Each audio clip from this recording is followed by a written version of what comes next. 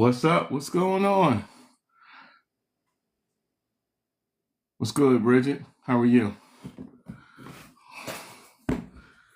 Oh man.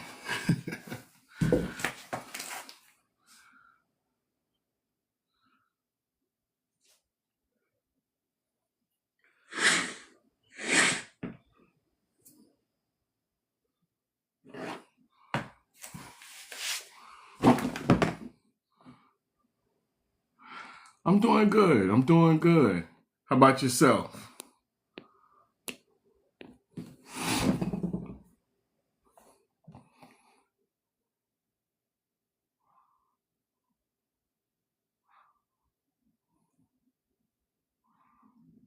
All right, I'm just shooting this out to everybody.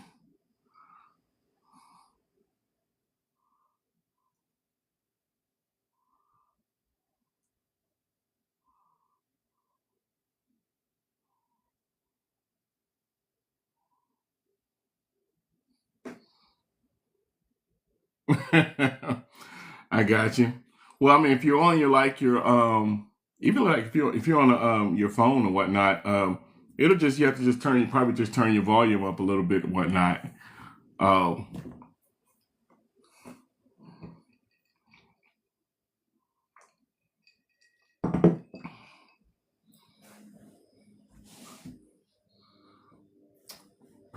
hey, Sophia, what's good? What's good? Glad to see you. We in the house. We in the house. Um, got you. I'm gonna send you an invite.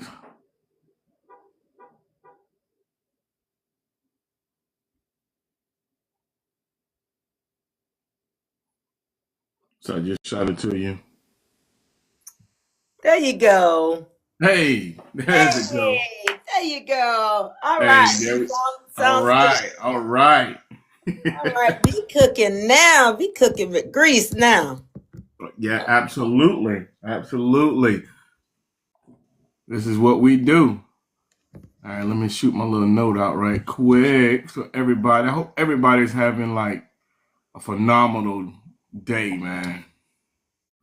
Um, Let me pin this. When you guys come in, make sure you guys are liking and sharing, grabbing that daily heart me. I'm just sending this out to a few other people here.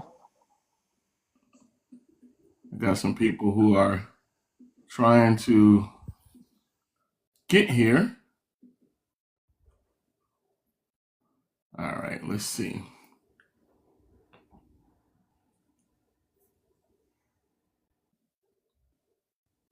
Let's see, just send invite. All right. How was your day today, Bridget? It was good. It was good. Busy, busy, busy. Uh, Working with the studio. I was in New York. I had an opportunity to audition for a part in a movie. Oh, look at you. You know what, man? Let me tell you something. I was telling my wife, I said, I am so, like I said, I grew up with Bridget and I am so proud and so happy to see that everything that you're doing, you know what I'm saying? That growth and your how you're blossoming. You know what I'm saying? I love seeing that. I love seeing everybody just doing what they feel. You know what I'm saying? Especially people from home, because a lot of people, Especially. they don't get an opportunity to experience, Mhm. things, if they stay in the town, so to speak. So they get left behind. Absolutely. I don't know if you and I are the only two on here. Not looks that way, right? Well, in the on the panel, yes, but no, it's I got one other person that's actually watching right now. Oh, okay then. Okay, but yeah, we can take this conversation up later. But that's part of what Cage Bird Production is doing, is trying to get those that are in rural areas that doesn't have an opportunity to audition for plays or show their work, as in movie production, and they filming and directing and editing and even writing scripts. So that's one of the reasons why I started the production company, to give them an opportunity to explore something that is really booming now. Mm-hmm. Oh, absolutely. Absolutely. Let's see who else we got. All right. Coco, welcome in, welcome in.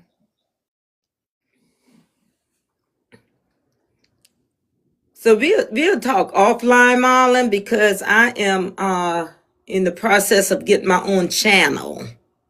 So hey, maybe you would like to have your show live on and have your own link to Oh, that'd be dope.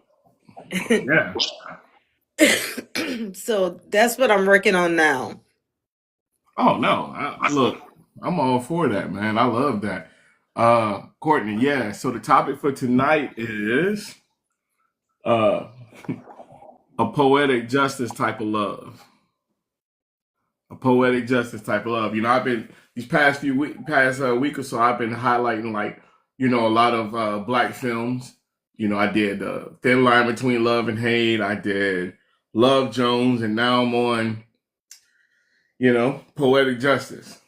That poetic justice type of love. Everybody who's ever watched Poetic Justice, they know how, what I'm saying, it was. Um, and of course I got all my highlights. But welcome in, everybody. Everybody used to. You only got one scene in mind. See, I'm not even dealing with you. Hey, but I'm not even mad though, right? Hey, that was that that level of hood that went into showing how romance can blossom from anything. You know what I'm saying? Yes, daughter, you got some movies to go watch. Put that one on your list. So, And I have to put it on mine as well, because believe it or not, I have never saw the movie. oh my gosh, y'all are killing I'm me. old school, and I have never seen that movie. What? Did you see Never. Love Jones? I have never seen Love Jones. Let me drink. I saw I'm the gonna make movie. something stronger because y'all killing me. I'm gonna have to take a drink with you on that one too, because I've never seen Love Jones. I've never seen Poetic Justice or Love and Basketball. So maybe one Mm. Saturday when I'm, And that's gonna be tomorrow. And tomorrow is gonna be a love and basketball type of love. That's the topic for tomorrow. Like, oh, what? wow. Oh man, but it's all right though. It's all right though. Look, even watching it now, you'll see how it's all gonna, make sense. Right? Okay? You seen Love and Basketball? Yeah. Oh man. Um. Let's see. Let me get let me get a couple more people in here. I got my girl. Let's see. Is Courtney trying to come up? Well, Sophia, you get a pass. I'm gonna give you a pass. I'm gonna give you a pass simply because you know you're not from the States, so I'm gonna give you a pass.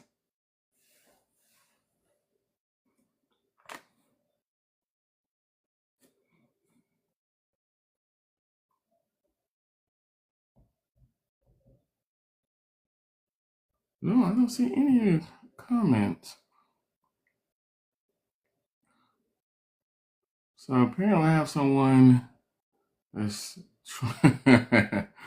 trying to come on, but let me see. Let me copy the link.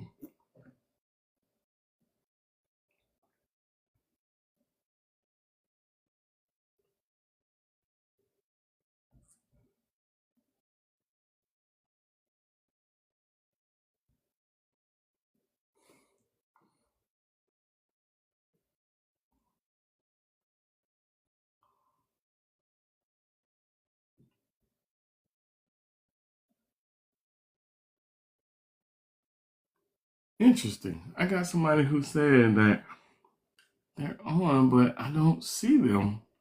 They're not showing up in. Um, if you can hear me, um, follow me, because that's probably what gonna have to happen. I'm about to send it to you in a text.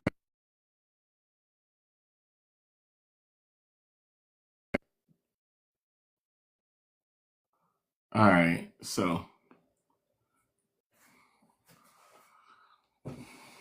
but we're gonna get started here in 2 minutes because I got a couple of people messaging me trying to come on. So, but y'all got some movies y'all need to go watch. That's all I can say. Y'all got some movies to go watch. So, Love and Basketball, Love Jones, Poetic Justice. Y'all need to write those down. Go watch those movies. And then y'all will understand why these topics are the way that they are. So,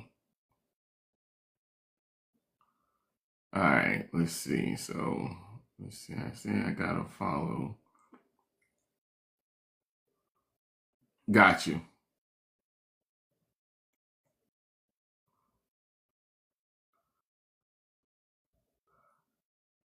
Moni, I still don't see you. Let me. That's weird. I got somebody who says that they're following me. I don't see them. I don't see you. I don't even see it as a viewer.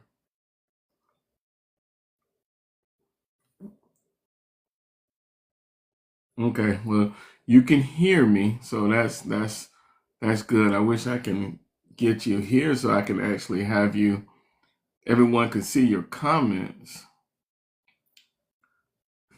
Did you see me the invite I sent to your personal your actual TikTok? Because I see where you're at. I see I see your page and everything. Your name 948. I just sent it to you again. Um, huh. Well, nevertheless, we're gonna get some things going. Let me see if my boy coming in because we like to have a little dialogue in here. Let me see where my boy 33 at. Let's see, 33. Where my boy 33? And then I gotta send my other partner. Gotta send his brother. Let's see. Definitely gotta get Miss Keita because she was coming. All right.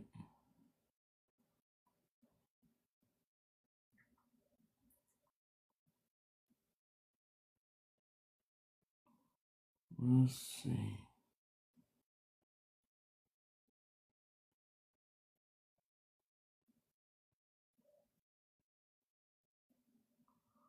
I'm just sharing it out.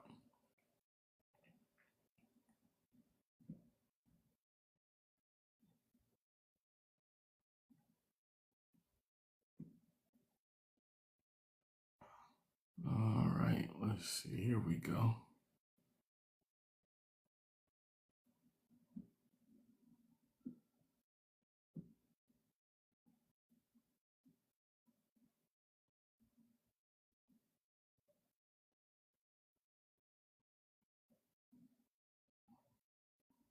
All right. Well, we're gonna get started, man. So, so for those that haven't seen Poetic Justice, um, when we talk about what a poetic justice type of love is, it's basically that's of course inspired by the film, Love Found in Broken Places, poetry as a healing bridge, loving through pain and past trauma. So if you really, when you watch, you hear what I just said with that, but then when you watch the movie, you're gonna say, I get why he said that. You know what I'm saying? Because the whole movie was love being found in broken places. Um, Another little highlighted point is going to be healing in real time. Can you truly love someone when you're still healing? And how pain can bond or break a connection. Um, that's a real thing to kind of consider. You know what I mean? Um, from friendship to something deeper. You'll notice, a lot of in that movie how, for those you don't know who was in the movie, it was Tupac and Janet Jackson that was in that movie. So it went from a friendship to something deeper. Building trust before romance. And have you ever just been in the car and just had with the person and whether you had that interest in that person or not, or you may have had an interest in that person, but you had that type of, there's Moni. There we go. Let me see. Finally can see her. I call them road trip conversations. You have those road trip conversations and you just in the car, you're talking, you're having the best of conversations. You're like really just vibing. You know what I mean? When you watch again, when you see the movie and how they just took a long road trip and they connected on a level that was like, man, just so profound. Because you're in a place where you can't go anywhere, so you have no choice but to have a conversation. You have no choice but to be vulnerable. You have no choice but to talk about things. Poetic justice type of love is that type of love where you can have those deep talks. You know what I'm saying? You have those deep talks, and those deep talks matter more than just going on a date. Welcome in, sis. Welcome in, PT Tate. Welcome in. Being in the car, actually having deep conversations, getting to know each other, talking about everything under the sun. Sometimes when you go on a quote unquote date, that doesn't always happen. But when you are in that poetic justice type of love, you're in a situation where you have no choice but to sit there and talk to each other. You have no choice but to sit there and communicate. You know what I'm saying? It's a beautiful thing to connect with someone on a whole entire deeper level.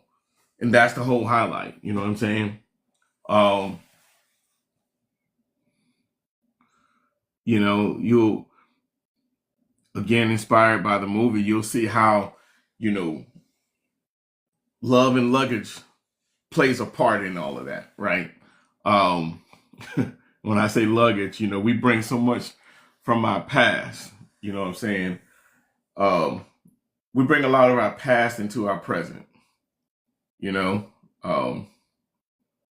yeah, definitely, Bridget, definitely. Best way to get to know someone is a 3-hour road trip.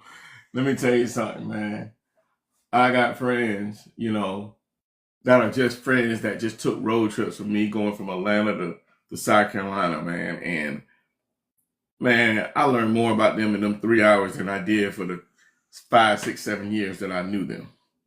You know what I'm saying? So, but yeah, Bridget, if you want to come off, you can share your portion of that if you feel.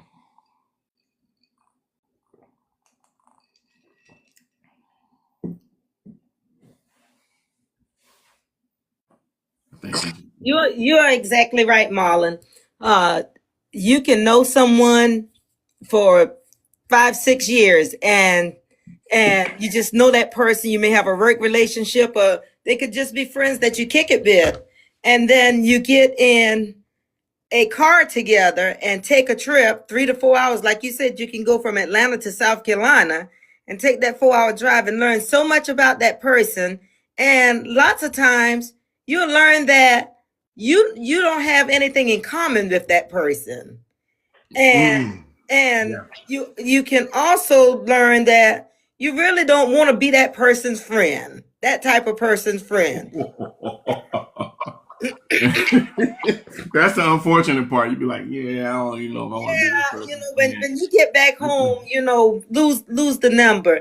And in relationship wise, in the areas of relationship, I always tell, my friends that are single, take a road trip with them. I have not seen the movie Poetic Justice. I do know the main actors and actresses in the movie, the main characters in the movie, I would say.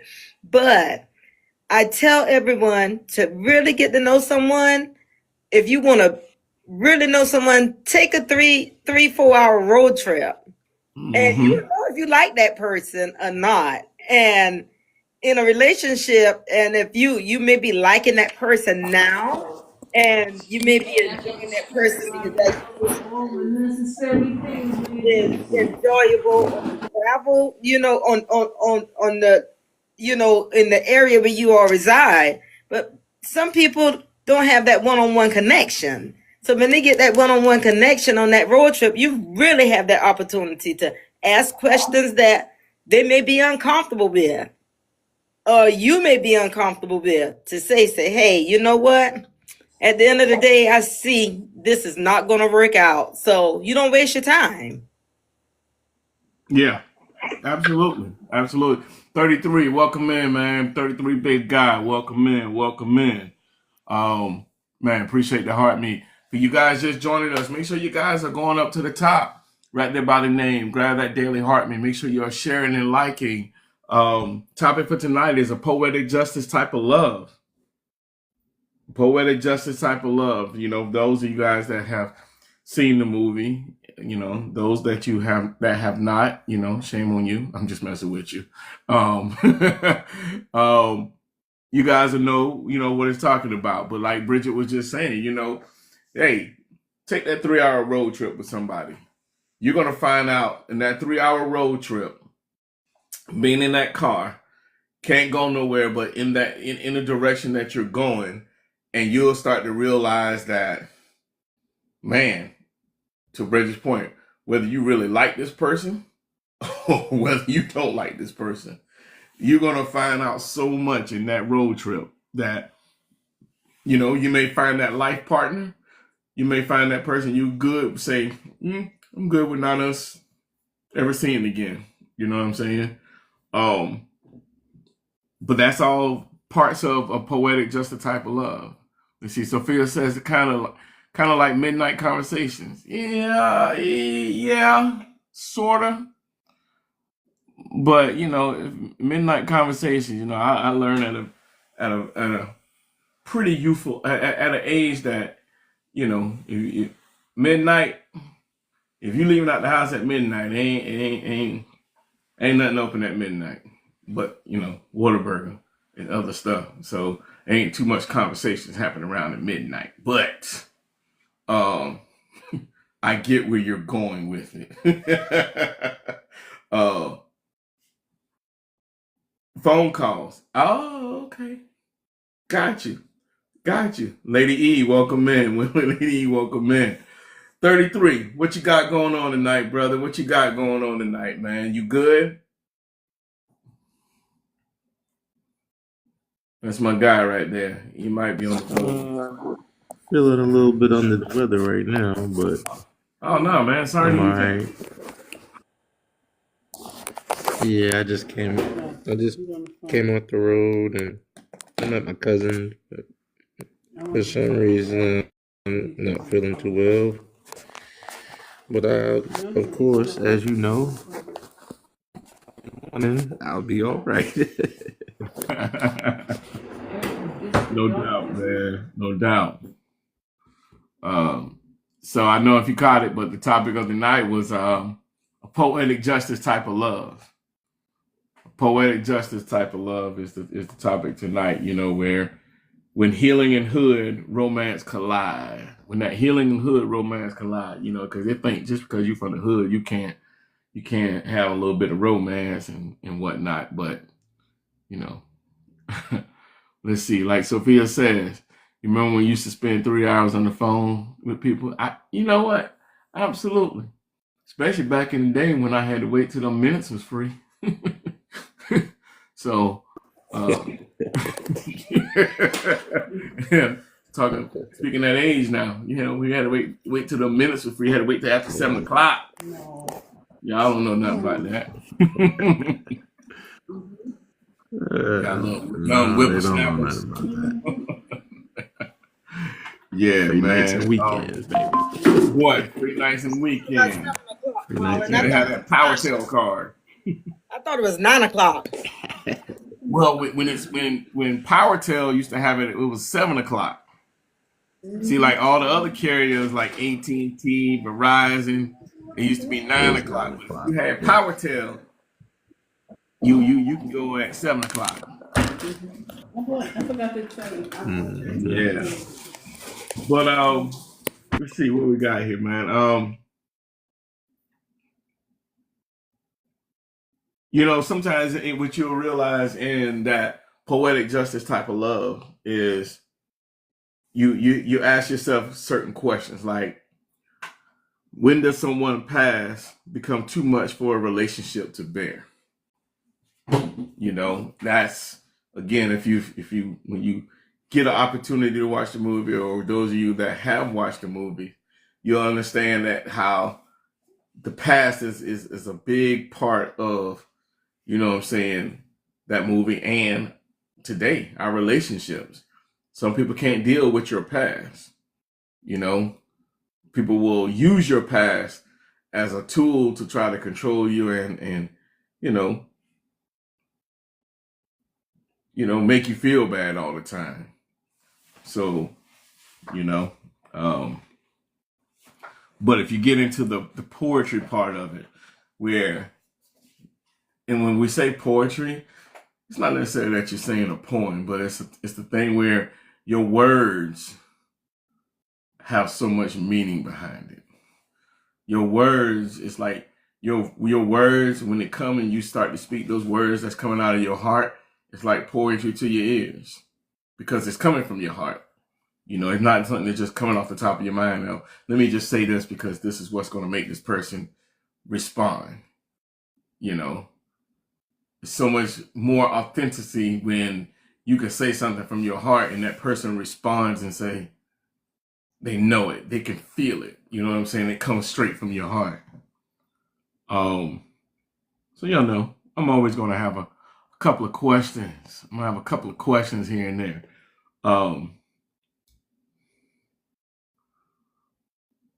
What's the poem you want your next relationship to write about you? What's the poem you want your next relationship to write about you? Or even your current relationship. What's that poem in that next or current relationship that you want to write, that you wanted to write about you? And this for the panel, this is for the chat. Who got a response to that one? What's the poem you want your next or current relationship to write about you?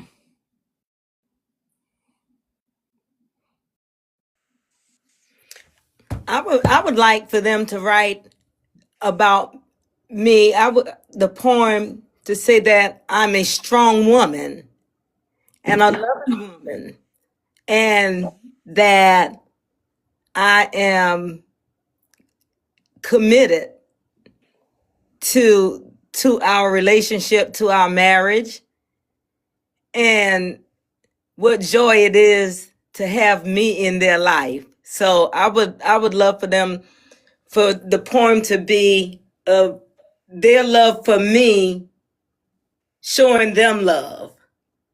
Okay. I like that.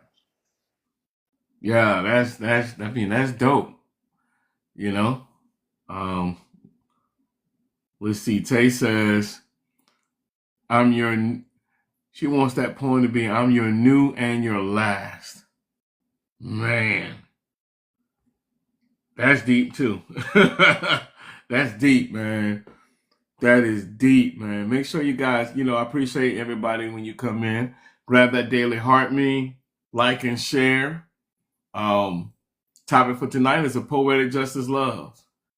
You know, like Bridget said, she wants that poem that's written about her is, you know, essentially the essence of who she is. Tay says, she want that poem to say, I'm your new and your last forever. That's huge. Anybody else? Anybody else got one they want to add to? What's the poem you want your next relationship to write about you?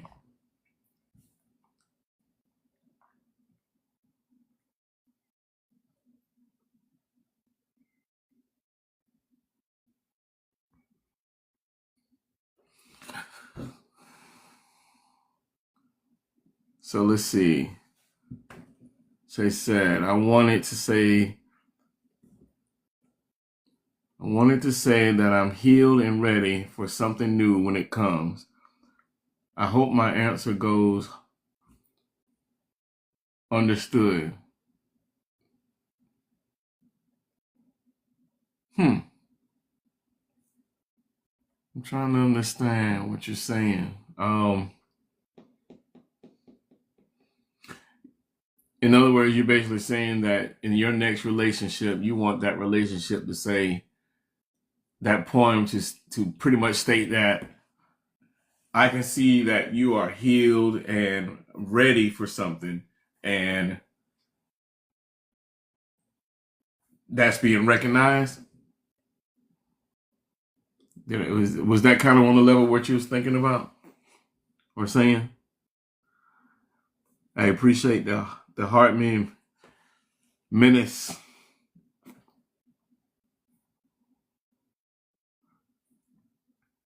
Sweet Pea, what's good? What's good? We got all the family on here tonight. Sweet Pea 495, what's good? The essence of authentic love. Man, that's huge, man. Authenticity, you know?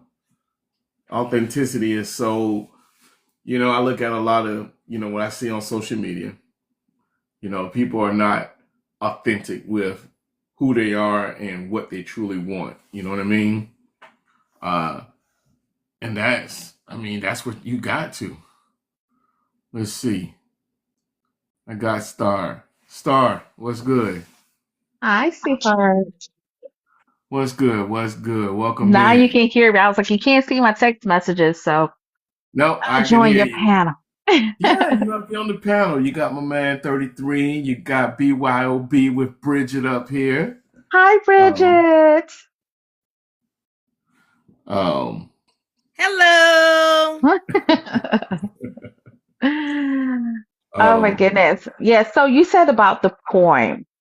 yeah. So I would want for my next relationship and for that poem to be more of someone that is ready. I think ready is in the sense of I've done the work to love myself so they can see how much I love me. So you already know how you got to come to me. You're just ready for love. It's like India Arie said, I'm ready for love. But a lot of times people Mm. aren't ready to love because they don't know how to love themselves. Like, do you really know what love is? So that kind of goes back where my daughter was sitting there talking about making sure that she's healed and ready. Yes, you have to be. If Yeah. not, it's going to cause this cycle of hurt people, you know? Yes. Lady E, And you thank you and, for hearing and me. it's I'm with the music, music said, like those other cats, like I'm not them. I'm not her. You're not him. I'm Yeah. me.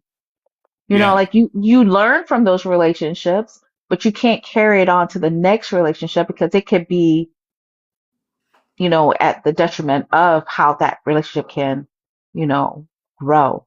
Oh yeah. Absolutely. Nah. Sweet Pea, I see you came up. What you thinking? You got some more you want to add? I was just thinking that life is a journey, and it brings you your ups and downs. And from the downs, you have to stand on a standpoint where um whatever that negative impact was in your life, you just have to give that person and yourself to God and forgive them at the same time. Mm, Sometimes it's hard. At the end of the day, you still have to forgive them. you do. You absolutely do. And I'll say for me, my personal experience with past relationships, you also have to humble your heart first. Mm-hmm. That's my opinion. You have to. Nah, I like that. You know what I'm saying? You do definitely got to humble your heart. You know what I'm saying? Because, a lot of times people walk around, I'm guilty of it in my past, walked around where I didn't humble myself. And, I missed a lot of good people that could have been in my life. I missed some blessings, So that humbleness definitely is a huge part. Because it won't flourish without you doing that. You can say, Yeah. yeah, I'm over him, I'm over her. At the same time, in the back of your mind, you still have conflicting feelings or emotional. You don't have your emotions are regulated. I put it that way. Your emotions are not fully regulated until you able to regulate your emotions. Then you're gonna be like the young lady said previously before me. You're gonna be stuck. You can't move forward. You cannot. I don't care how you dress it up. It does not work. No, you're right. You're right. You're right, man. And that's a big part, dressing it up. A lot of times that's what we tend to do with a lot of things is try to dress it up to look a certain way instead Right. of facing the reality of what it actually looks like. You know what I mean? Hmm. Nah, appreciate that on that. Anybody else got anything they want to add or whatnot? Anybody from the chat? Anybody on the panel? Anybody want to add behind that? All right. Um, have you ever fallen for someone while you were still healing? And what did you learn?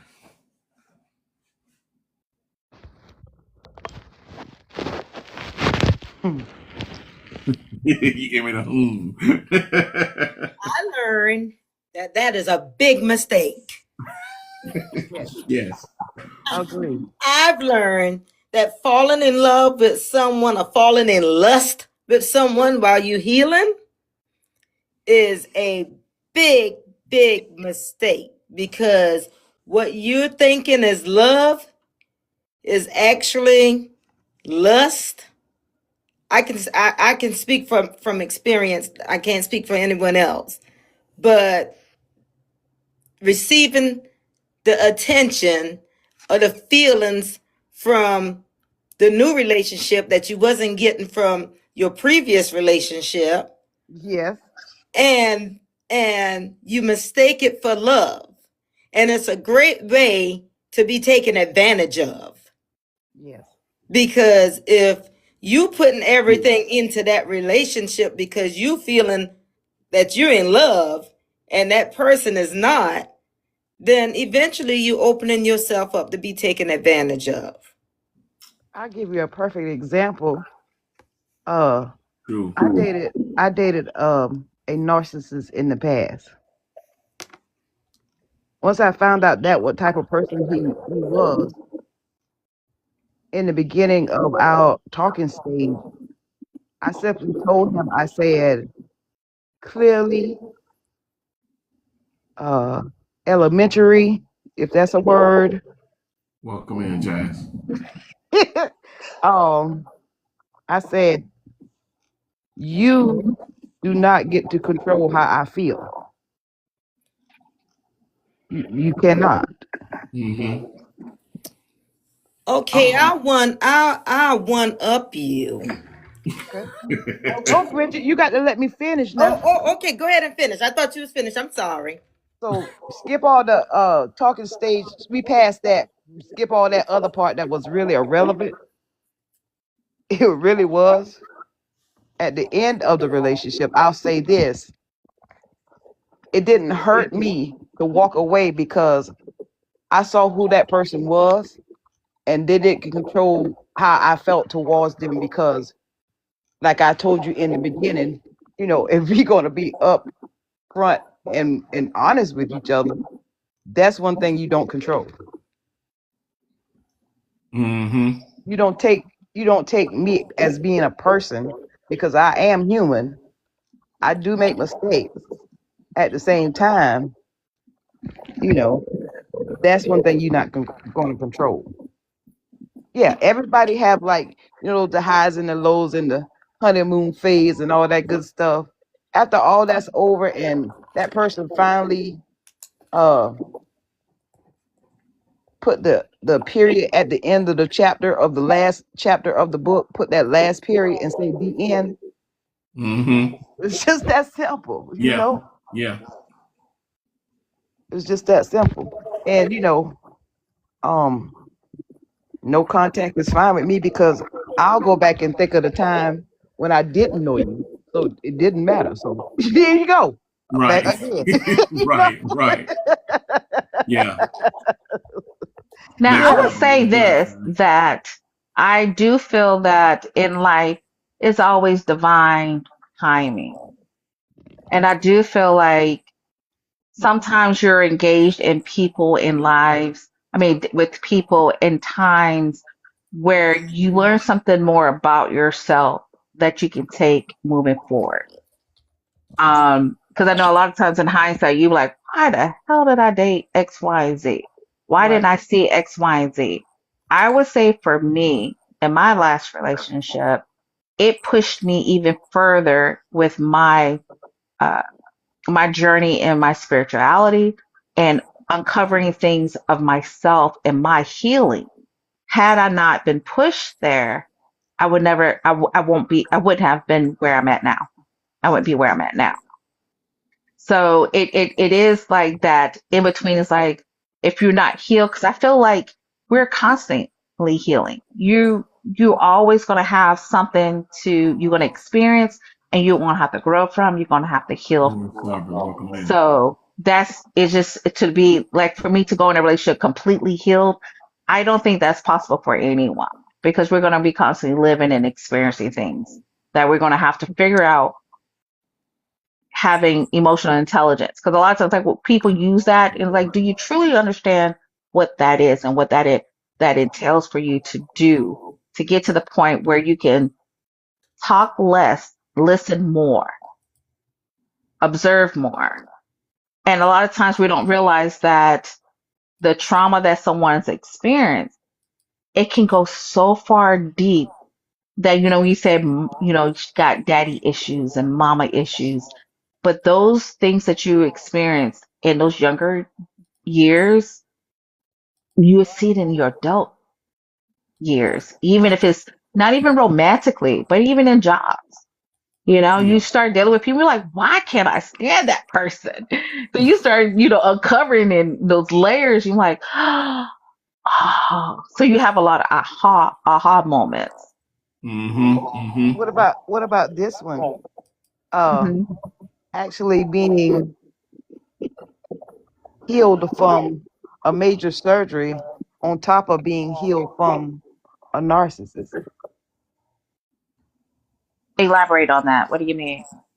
Okay. Like, um, I was ill a while back this year. On top of that, God brought me through and healed me. So if he brought me from there, he can heal me from this past relationship as well.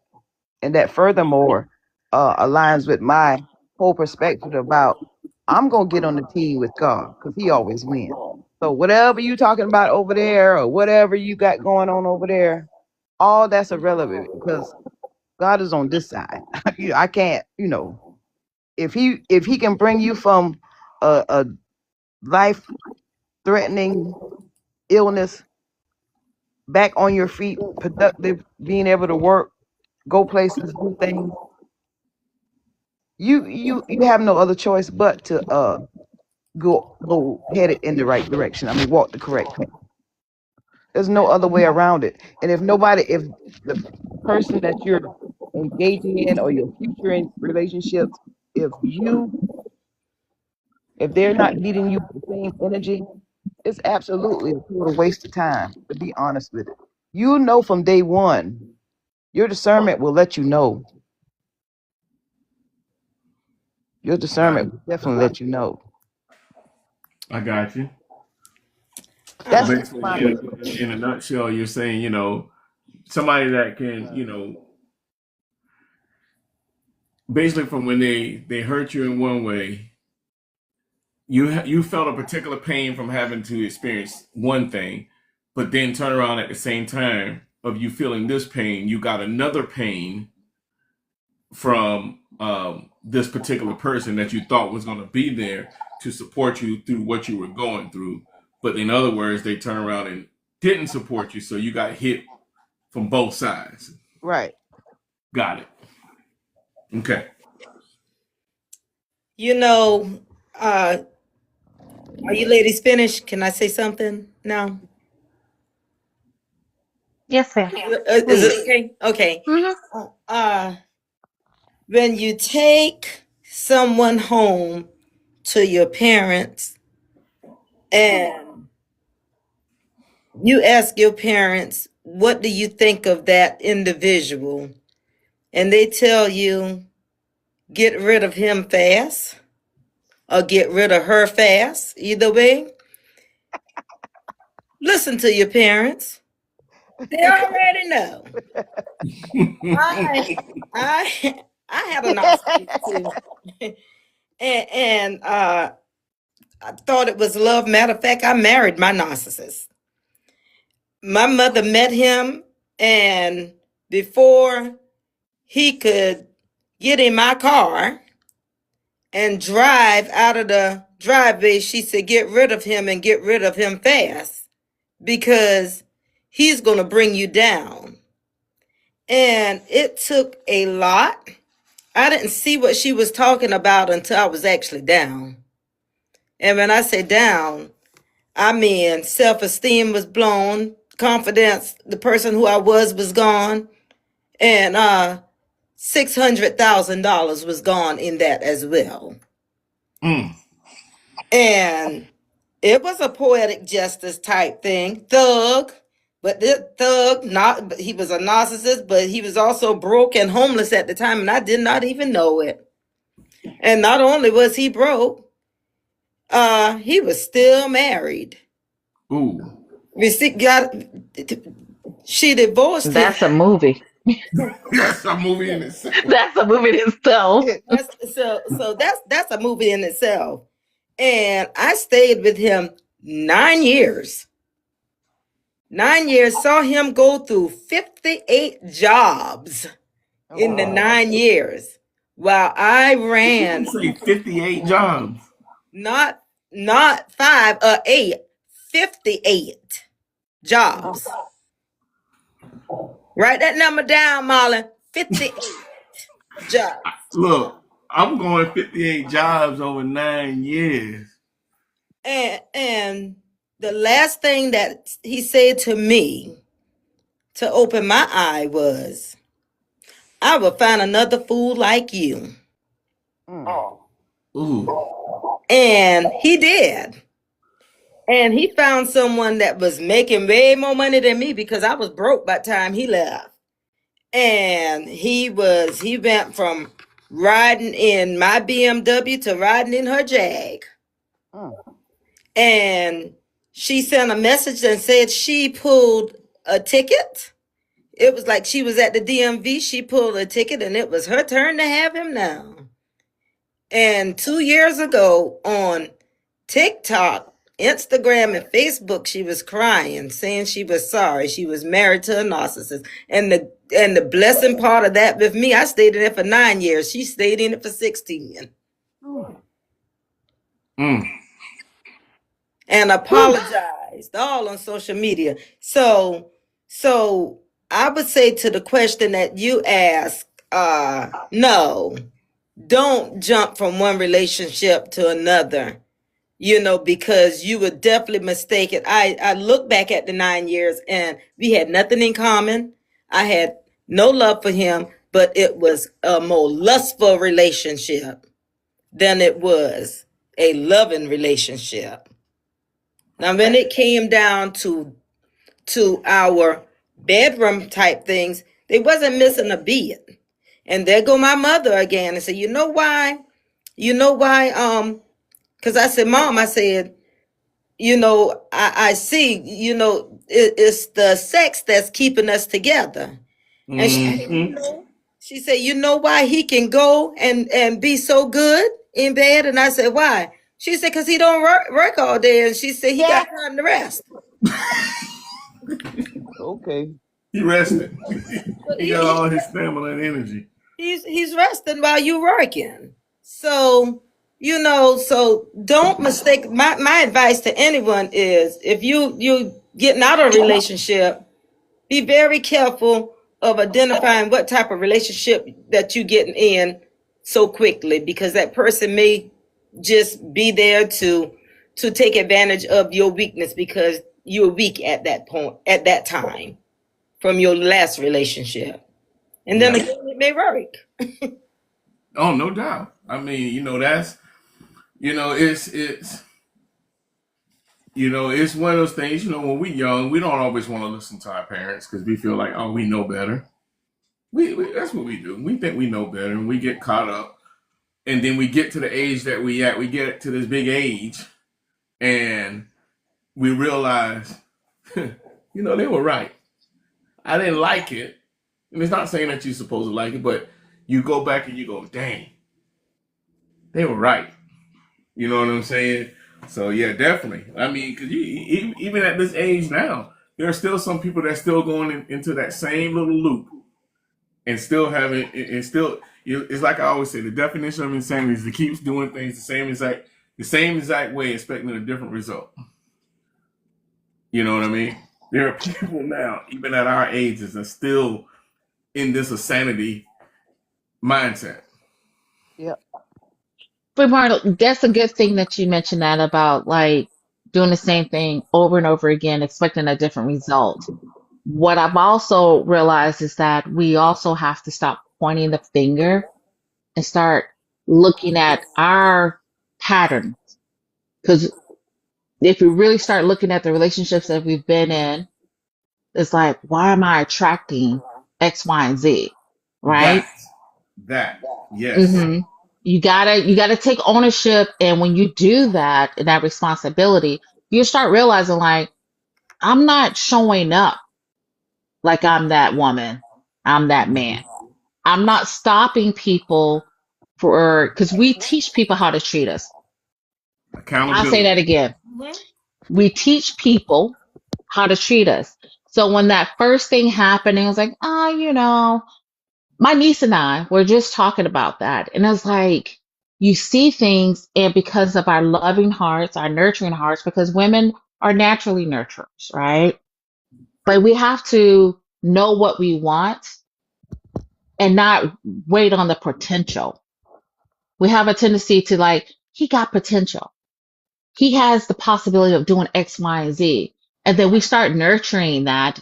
And the Mm-hmm. moment they realize that they can get over on you like that, that's when the Mm-hmm. problem comes. And we, And I've heard too, like with men, when we were talking about like with toxic relationships, there are men out there are just preying on women.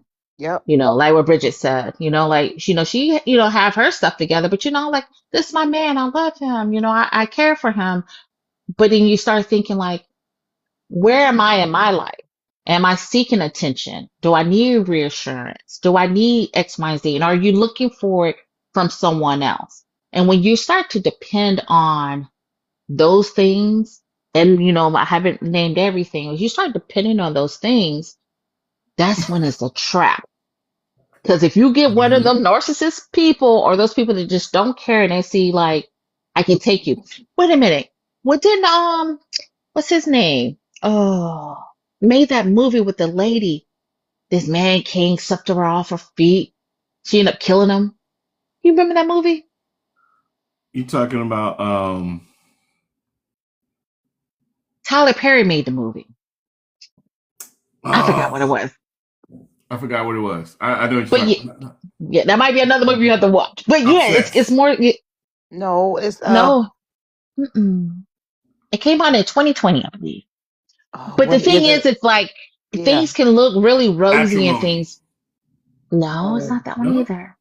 Mm-mm. I'll text it to you when I find it.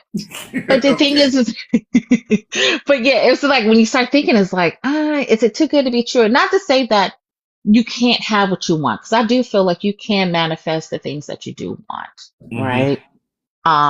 But you have to be open and honest with yourself. And Right. then I feel like when you get to the point where you're like, I'm not tolerating, X, Y, and Z. People look at you different. And like Bridget, I think when she was talking earlier about people in a rural area and you leave, because Bridget, I looked at your picture and I was like, oh, that's my cousin.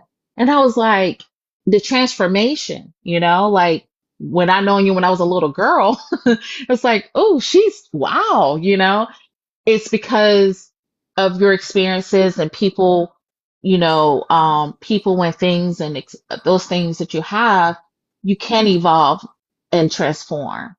Like you don't have to be stuck, Oh, you okay, I'm know. curious. Like, who am I talking to now?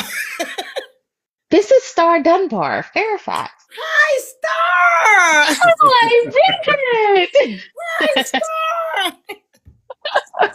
I was like, that's Bridget. I remember Bridget. Yes, you're Yes, my cousin. yes, yes, yes. So I guess y'all So, didn't figure out who Sweet Pea was yet, huh? no, who's Sweet Pea? Sweet Pea, who are you? Paula P. Paula Paula. P. Paula. Paula. Ma'am, You know about those 9 years. I'm trying Look. to remember.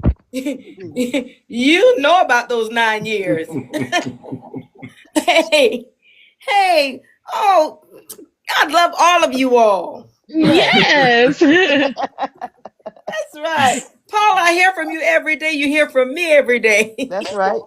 Yeah. Absolutely, absolutely. That's That's right. right. That's But right. you know, Uh, one other thing, Star, when you were saying about how, and what everyone was saying about how there are men who would do that, there are women who do that as oh, well. As yes. well, yeah. Yeah. We have Tina, a what's tendency when good? we're What's as good? talking, like me talking as woman, and I'm focused on the men relationship, Yeah, yeah, the yeah, relationships I have yeah. men. But there are people who would sit there and prey on you. And Hmm. that's what's her name? Coco. Is it Coco and me Chanel? It Yeah. was an older woman with a younger man. And and the thing is, like, I just talked to a friend and he was talking about the dating scene is very just upside down, sideways, everything. He was saying, like, older men want younger women. And that's Yeah. because, like, these younger women are looking for someone that's more mature and more established and blah, blah, blah. And they don't want women their own age because we ain't putting up with that, Right. the Right. nonsense.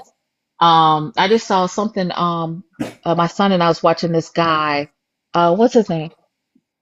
Gates, Kevin Gates, Mm-hmm. and that it was a clip where he's talking about we don't want nothing wrinkly and da da da da. Why wouldn't we want someone? These. He said the H word. What? Right. Well, like we want one of them. But at the same time, there's like these older women who going to look, well, the older men, the men our age is not looking at us. We're going to the younger men.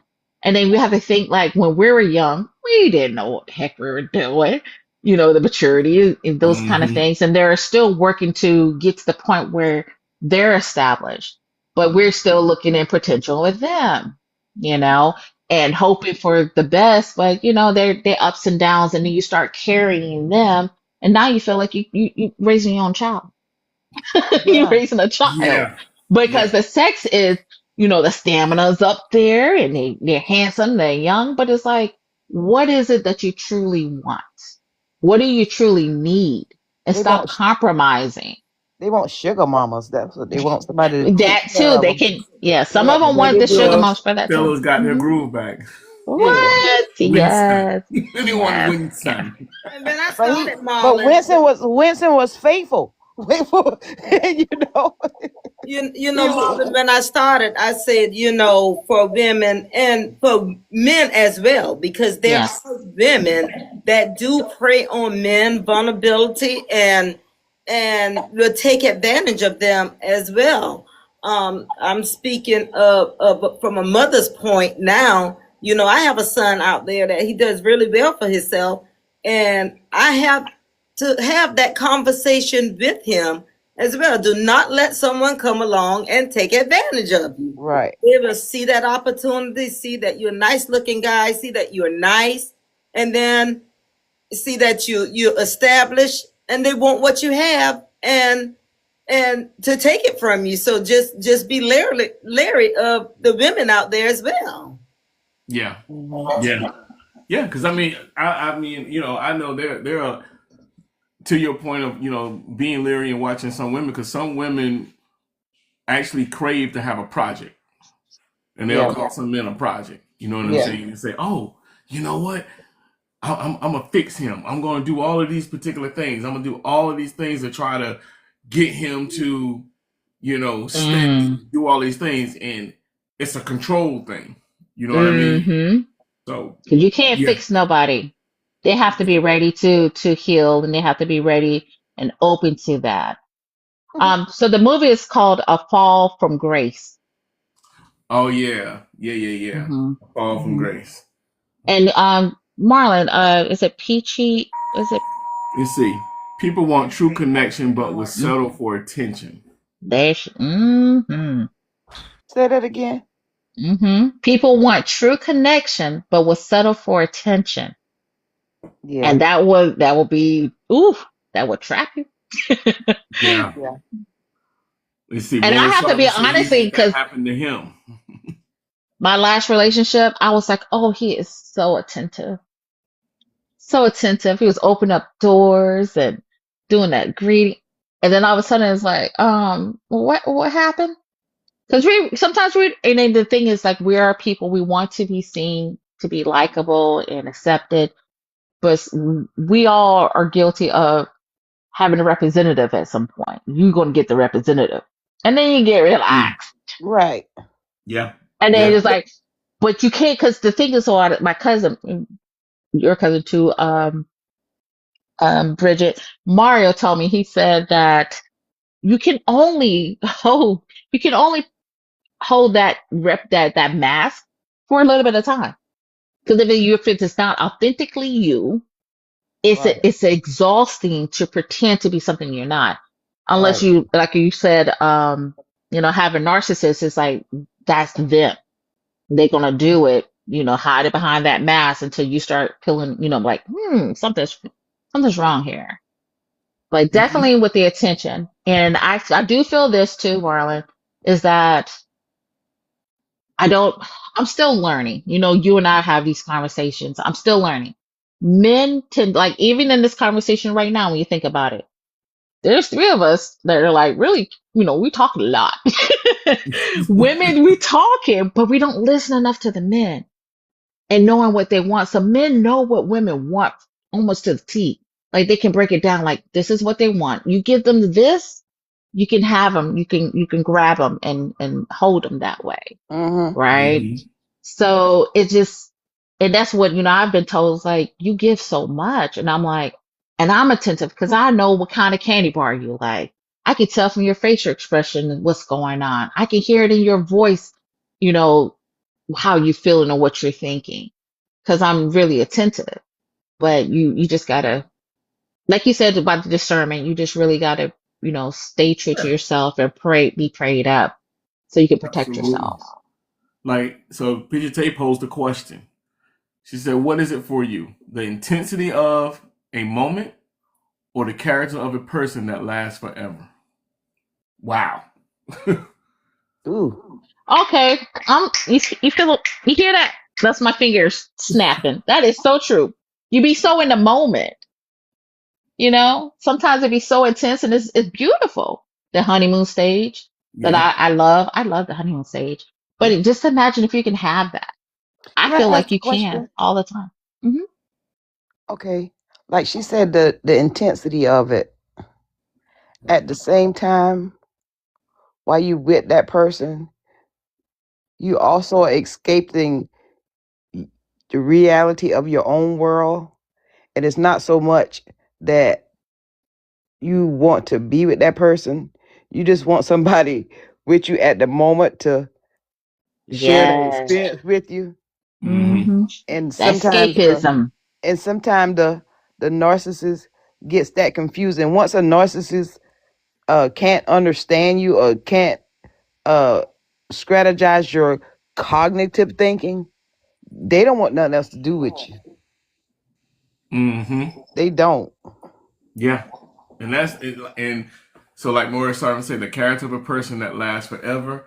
And like Tay said, that's a dangerous thing that you just said. It That's is. It's very dangerous. dangerous. It's very dangerous. Very dangerous. Because Amen. when you start to again go back and you start to see that character and the essence of that person, man, you really got to start asking yourself a lot of questions. You know what I mean? Hey, Thanks Marlon, for joining us. Welcome you in. could. Okay, I'm sorry. No, I'm just letting everybody know. Welcome in. Make sure you guys are Okay. grabbing that daily heart me, sharing and liking. Tonight's topic is a poetic justice type of love. But go ahead. What you got, Sweet Pea? At the same time, once you could tell the person, I accept you for who you are, even though I've already cut ties. You just haven't. They just haven't accepted yet because they hadn't finished their mission. You see what I'm saying? At the Mm-hmm. same time, I enjoy your company because of your laugh, your humor, and it stops there. You know, Yeah. because I'm not going to recross that boundary because I already told you you're not going to go control how I feel, and I've already accepted you for who you are. So you could be you. I want you to be your authentic self. Be you around me. You don't have to put up a show. You can drop your mask because I accepted you for who you are, but you're just not going to be that significant person in my life. You're just going to be a friend. That's all you're going to be. Right. Right. See, And Morris Sarver said you have to be willing to date that person for life, learning about them for life intentionally. Yes. You know, and that's the biggest part of it. The willingness to do things. You know, what are you willing to do? You know, which actually goes to my next question. How Marlon, important? What's that? I got one thing. I have a question for you. Go Because for it. we've been talking about people with intentions to hurt, but we also have to think about the people who don't even know that they're hurt and that they're hurting people. I just want to plug that in there too. I yeah, got you. Yeah. So in other words, you basically get the plug was people who don't recognize that they are hurt and they're constantly going into relationships and hurting people. yeah. Yes. Yes. You Yes. know, I hear that. I hear that, but I'm Yeah. gonna challenge that. I'm gonna challenge You that got. because Yeah. I I just wanted. I believe, wanted. Yeah. I want. yeah, I believe people that are hurt that go into relationship hurting people. I believe they know that they're hurt. They do. They know that they're not hurt. They know that they're not healed because they go in and they intentionally sabotage the relationship. Yep. You know what I'm saying? I think a lot of people who are hurt, because I've been in a relationship like that. You know what I'm saying? Um, where the person hurt was constantly doing things because of their own issues that they never dealt with, and because they never dealt with their own issues, they brought it into the relationship, and it was always little moments of things. It was always little things like, oh well, you need to do this because I need you to do this, and I'm telling you to do. It was just so many little things that was obvious red flags that I ignored, but it was because this person never healed, and I ignored it. You know what I'm saying? And then when the end came, at the end of that marriage, it was like my aha moment. Like, I really sat there and ignored those things because the hardest part and the biggest thing about us a lot of times we always want to try to see the good in people. We always want to try to see the good, and just because they may do something good, you want to try to see the good in everything that they do, when realistically it just wasn't there. You know what I mean? So Yeah. Thank you for answering that. no, no doubt, no doubt. Um, but my next question, here we go. How important is it for your partner to understand your pain, not just your dreams?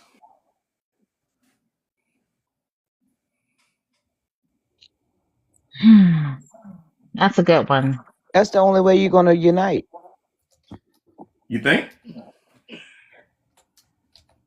I think we all should have empathy. I don't think that everyone's going to understand exactly your Yeah. pain, Mm-hmm. but I think people need to respect and support, if it's not going to be detrimental to you. But, I didn't know how it felt to lose a parent until I lost a parent. Marlene's like, when I heard about Mr. Bowers, I'm like, I still have my dad, I still have my mom. Mm-hmm. But I could, I had empathy, like, I don't know how it would be without my dad, you know. Yeah. I think we do definitely need to take, as being a human to, try to relate if possible, but definitely try to have that empathy. Yeah. Because you can still, I feel like you still can grow with that and having that understanding. Because you can be protective of a person if you know, say, for example, and I know this, I hope I don't trigger anyone, but just know this is in love. But if, you have a significant other that has been sexually assaulted, you know, and you never experienced that. So when that loved one, says no, or they just have, like flashbacks or something that's triggering them, that have the empathy and the support for them to say, you know what, we don't have to do this tonight. You know, I can hold you, support you. And then if you have to go and do something else, that's fine. That doesn't say that's going to be a deal breaker in a relationship. Thanks, Bridget. I appreciate you jumping in. I know you got a roll.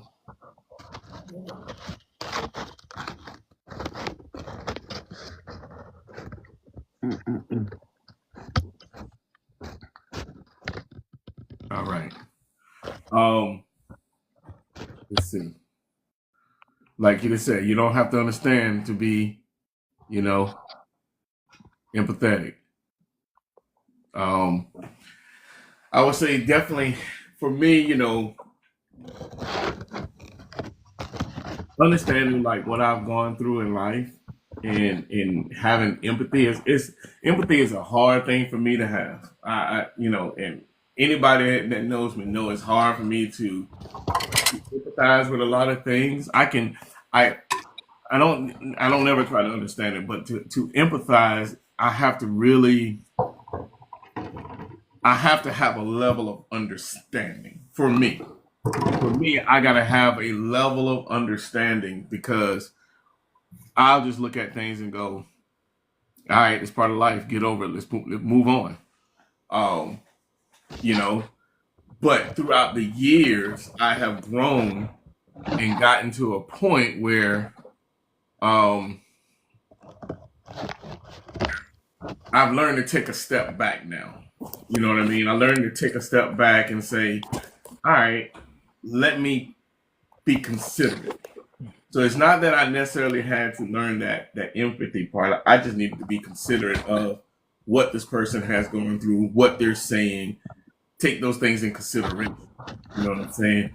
Welcome back, big guy. Marlon, Welcome back. that is empathy. You're considering what they gone through. That is empathy. I think those are two different things.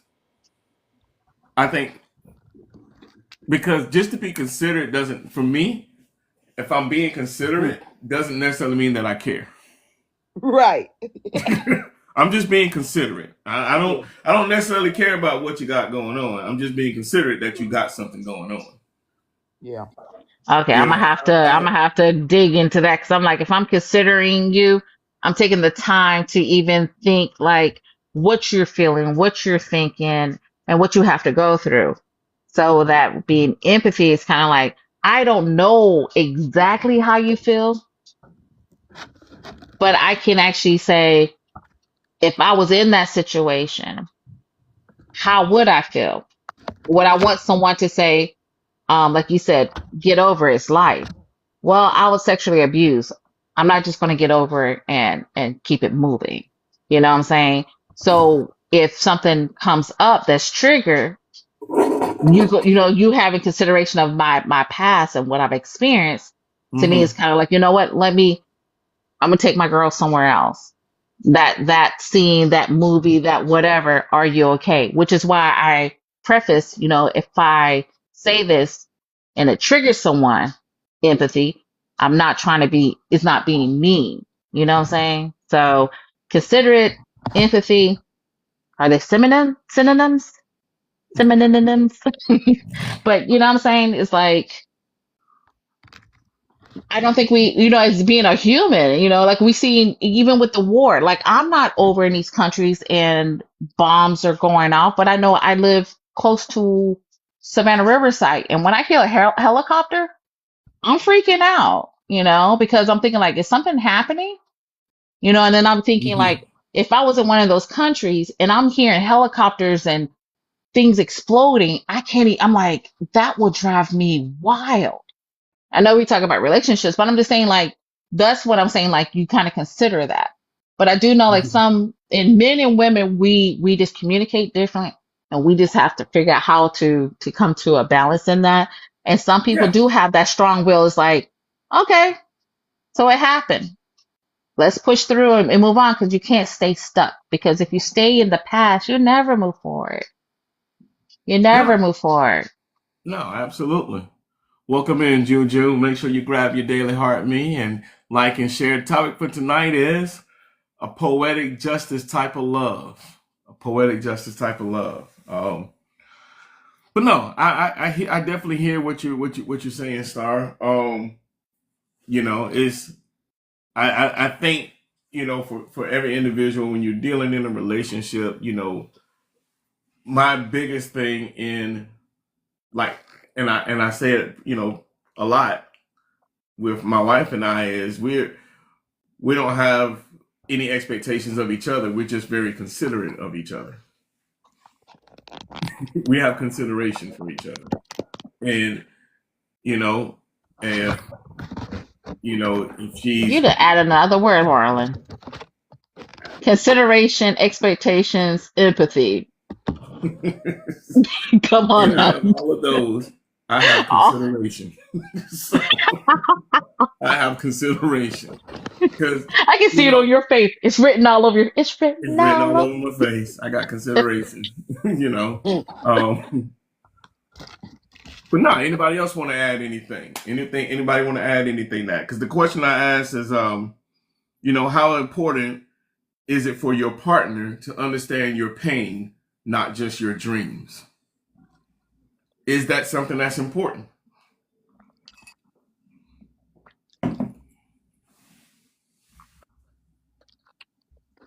And if we don't have anybody, I'm gonna move to the next question.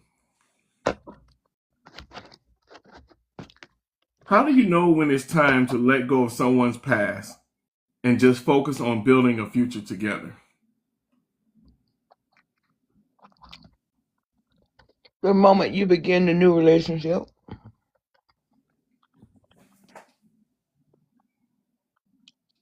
Tell me more.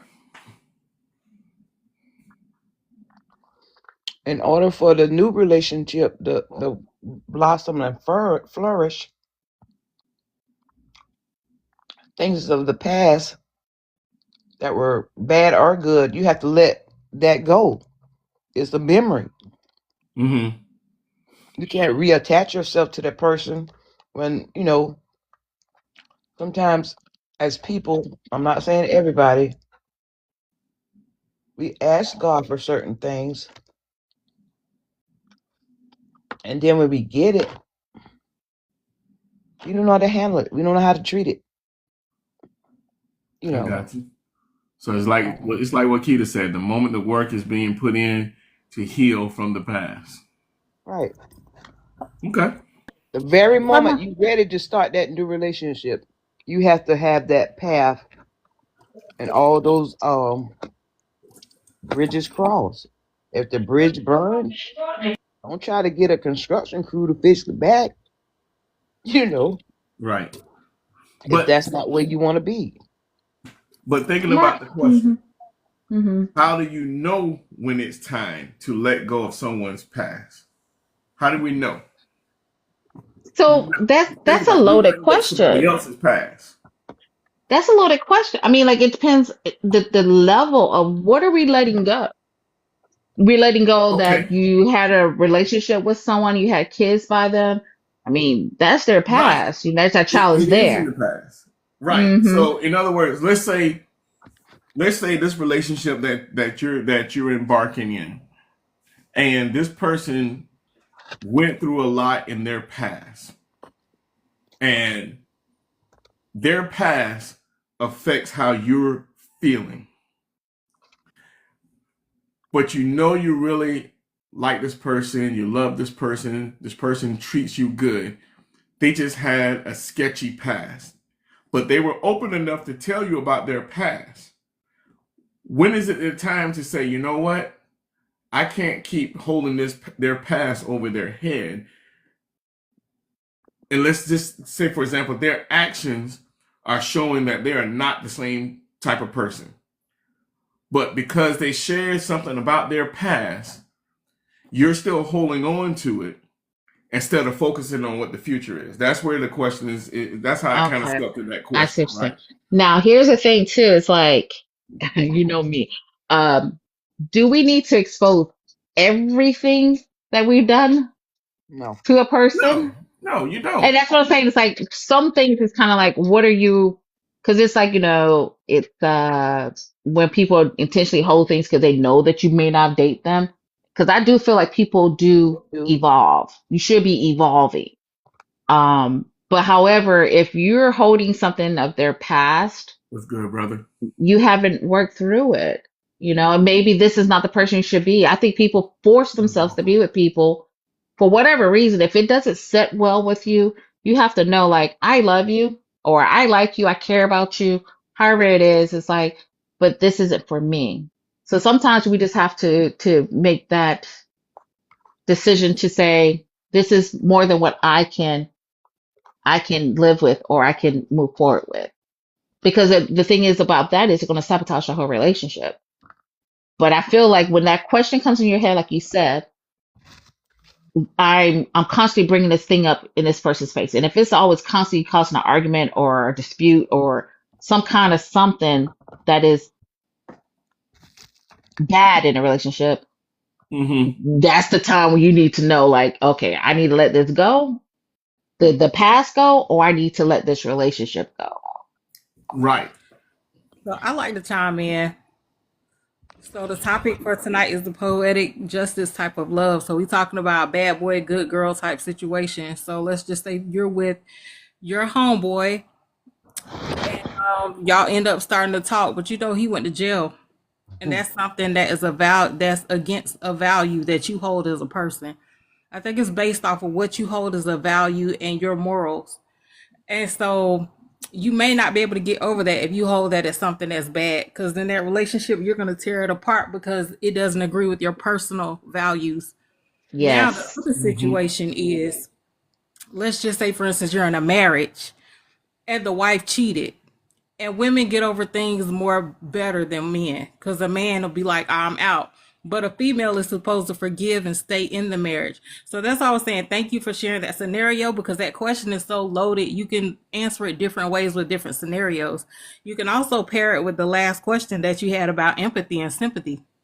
Mm-hmm. So you can empathize with a person because, yeah, I feel bad for the guy. He had a situation. The girl lied about her age. She was 13. We was at Six Flags. They had sex. He was 18. Now he's a registered sex offender, but he a grown man now. he can't be around kids. I can empathize because I ain't never been no person to take advantage of a younger person, especially behind deception. So it's like so many different situations that you could raise up about this topic. So I'm glad that you shared a scenario to actually speak to. I love this Right. panel. You all are very intelligent. Like, I like your perspectives and the lenses that you're looking through to respond to the questions. So I just want to say thank you for throwing that scenario out. Yeah, no doubt, no doubt. I wanna add something. Um, I think that if you're in a relationship and it's something that happened, for example, the example that Peachy just gave with the person in prison, and that being something for you. What I want to say to that is that that's a you thing. You know, those are examples like that. Like you've gotta get past what's going on with you to make you think about you know that part as far as being in a relationship. Meaning, like, can you get past it? Like, you got to think about what's going on with you within yourself to why you're holding that in so high regard that it's almost like you're penalizing that person behind it, with knowing that they've grown and have changed either their life or their way or whatever, but it's a hold back for you. That's I just wanted to add that little piece of it.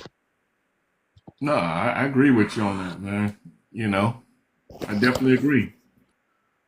Um, yeah, you PGT got to Morris's comment. Yeah, it's called being honest with ourselves and with our partner. You know, um, the other part about that is a lot of people don't. A lot of people are not honest with themselves. They're not always going to be honest about every single thing. Now, should But you why should not? you not tell the person that you're planning on spending the rest of your life with everything? I think everything is a stretch, but I think there are very highlighted things that could have happened in your life that your partner should know about. Like, if you've been married before, I yes, agree. your partner should know that Mm-hmm. you've been married before. You know what I'm saying? It's okay to ask, hey, you were married before, you know, um, if you don't mind, tell me what happened, you know? And the one thing I've always learned from that is for a person who has accountability and a person who is honest with themselves, that person is gonna tell you, you know, it wasn't just one person. You know what Mm-hmm. I'm saying? The biggest thing in relationships is that relationships are two people, and not one single person does everything that could cause a relationship to end. It's consistent of two people. So there's something, and you have to, I'm not here to try to figure out what it was, but that's, within those relationships, you have to kind of figure that out, have a conversation, you know, be Ask considerate questions. enough. What's that? Mm-hmm. Ask questions. Like, back to that car ride you all were speaking about earlier. Like, there's some uncomfortable conversations that have to be had. So like, there's this art of asking questions so that people don't take a defense to it, or maybe bring up a scenario. Like, if you were ever married, what would your wife say about you? What is something good, bad, and ugly that your partner would say about you? Mm-hmm. Make it a game, make it fresh, because it kind of, when you ask questions so that people don't have to take defense to it, Hmm. it tricks the mind and it allows them to be open, honest, and share a truth. Yeah. However, hopefully you know the person well enough so that you can be just as open and honest and transparent with them as well, so that you can share your truth. It's really freeing, because when you speak from a lie or something that's hitting or a half truth, you have to continue with it, and it works a muscle that's against your natural self, because your spirit is going to go in the way of what's right. Right. Anytime you go opposite of right, it's an internal struggle. And so with that internal war causes friction with the natural flow of life. And Mhm. so what we like to do is be intentional, be accountable. What do I hold as a value? I say going to I'm not saying this. I'm just using this as an example, just to throw that out there. Hmm. Peachy Tay says if you go to jail, that's a bad thing. I meet a really nice guy, multimillionaire. He's a family guy. He takes care of his children. He has great character. He's rich, but he isn't flaunting it. He goes to church. Something that Peachy Tay may hold as a value. He is a person that cares for his mom. I'm not using this as my checklist, y'all. I'm just throwing stuff out there. But Mhm. the thing is this, if I hold that going to jail is a bad thing, he can have all this stuff going on for him. And because I like all of those things, I will continue with the relationship. But the big A, the accountability in my life, if I know that going to jail is a value that I'm against in my mind, and I've created that value in my mind, I'm going to destroy that relationship and I'm going to knock him off of his good course that he's going from his comeback from going to jail. I don't care if it's 2 months, 6 months, 6 years, 12 years afterwards, because that's an internal value that I hold within myself. I'm not being a destiny helper or a life helper for that person. I'm going to eventually destroy that relationship, and I might kill off like a little leaf off of a branch on his tree because I know within the inner part of me that going to jail is a value that I hold as a bad, quote unquote, bad thing. So when people get to the nitty gritty and hold themselves accountable and know what they hold as values and their morals, if you have any or if you don't, take some time to create some to see where you stand. That's your line of standard. Then you go out from there, living your standard according to your morals and values, and then you can be 100 to be ready to join another 100 and have a great relationship. I love that Yeah. because we can avoid those horrible relationships if we know what we value. Because, Right. like you said, you can destroy somebody's whole life because they could be really into you, and because of that one thing can destroy it.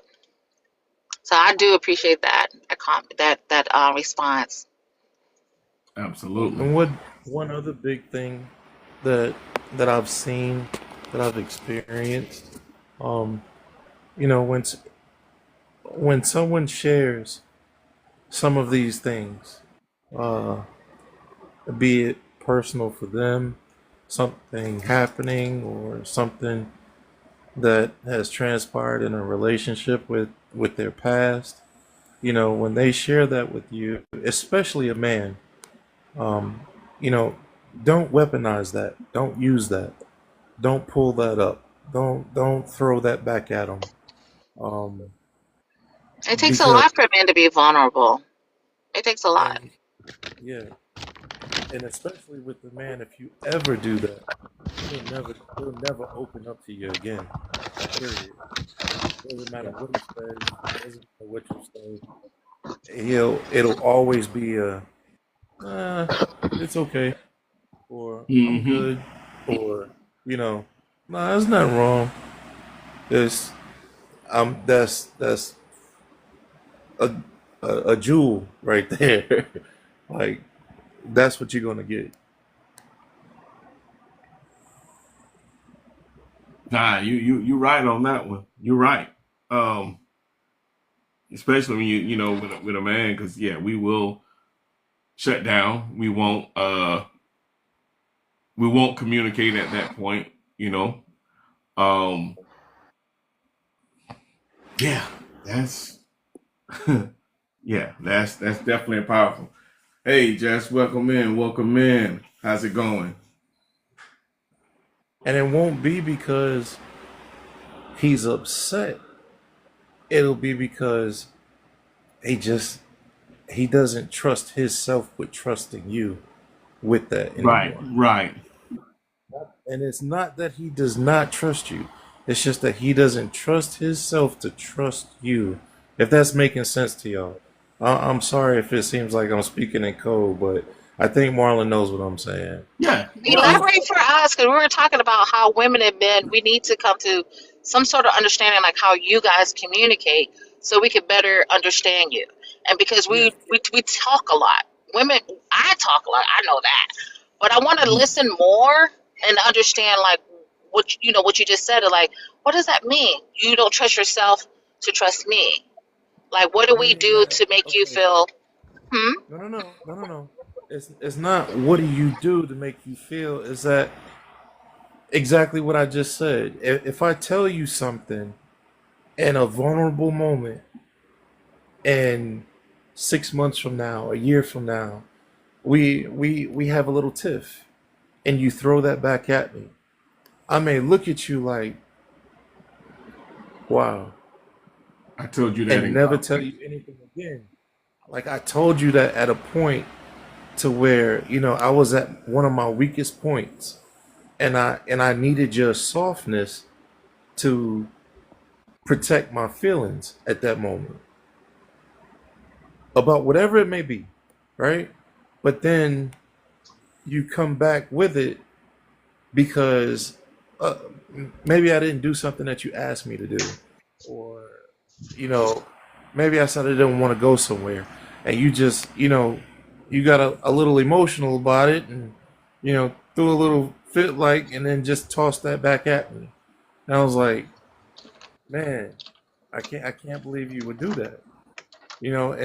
That's what I mean. But when I say that, it's not that I don't trust you. It's just that I see, it only takes once. I see that I can't trust you with something in my vulnerable state that you won't throw it back at me. But I'm never going to tell you that. I'm just not going to give you that anymore. Does that make sense? Or am I still talking in No, crazy? no. I mean, I understand that. I understand that. But however, I know one of the young ladies mentioned about how women are willing to forgive and move forward in relationships, like if they've been cheated on or whatever it may be. I would like to understand, why does it only take for one instance, one circumstance, situation for a man to just completely shut down? That part I don't Mm, understand. Can I ask you a question? Do you think that it only takes once?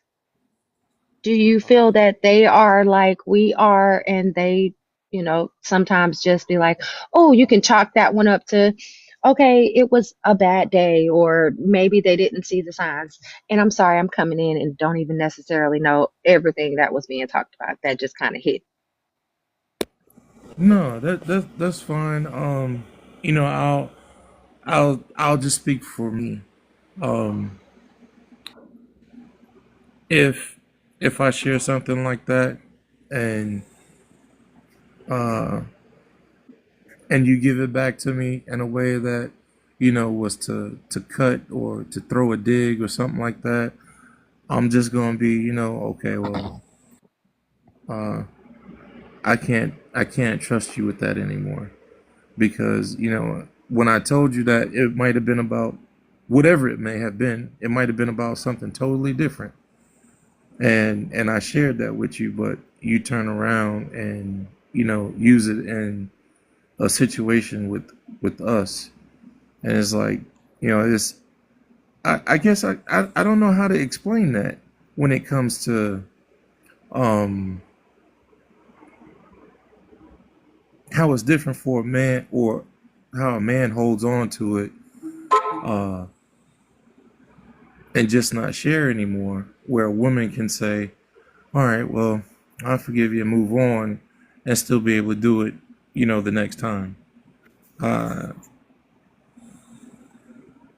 I guess I'll use the example of, and this is pretty, I guess, typical. When a guy goes in the store, he knows what he's going in the store for. He goes straight to it, he buys it, and he leaves. Whereas a woman, she'll want to go in the store and look around. Maybe look at certain things. Oh, I forgot to look at this when I was here last time, and go do that. A guy's just not going to do that. Like he's going to the store for one thing, and that's what he's going to do. I guess I'm a little different because I do tend to look around and shop too. So, but that's just a little example. I hear that all the time in conversations with guys. Like they'll say, I don't know why they do that, man. It's like, go to the store, get what you got to get, and yada, yada, yada. I'm like, and I listen to them. Um, I hear women say, he goes to the store, he gets what he's going to get, and he leaves. Same thing. And then they say the same thing. I go what I go to get, and that's it.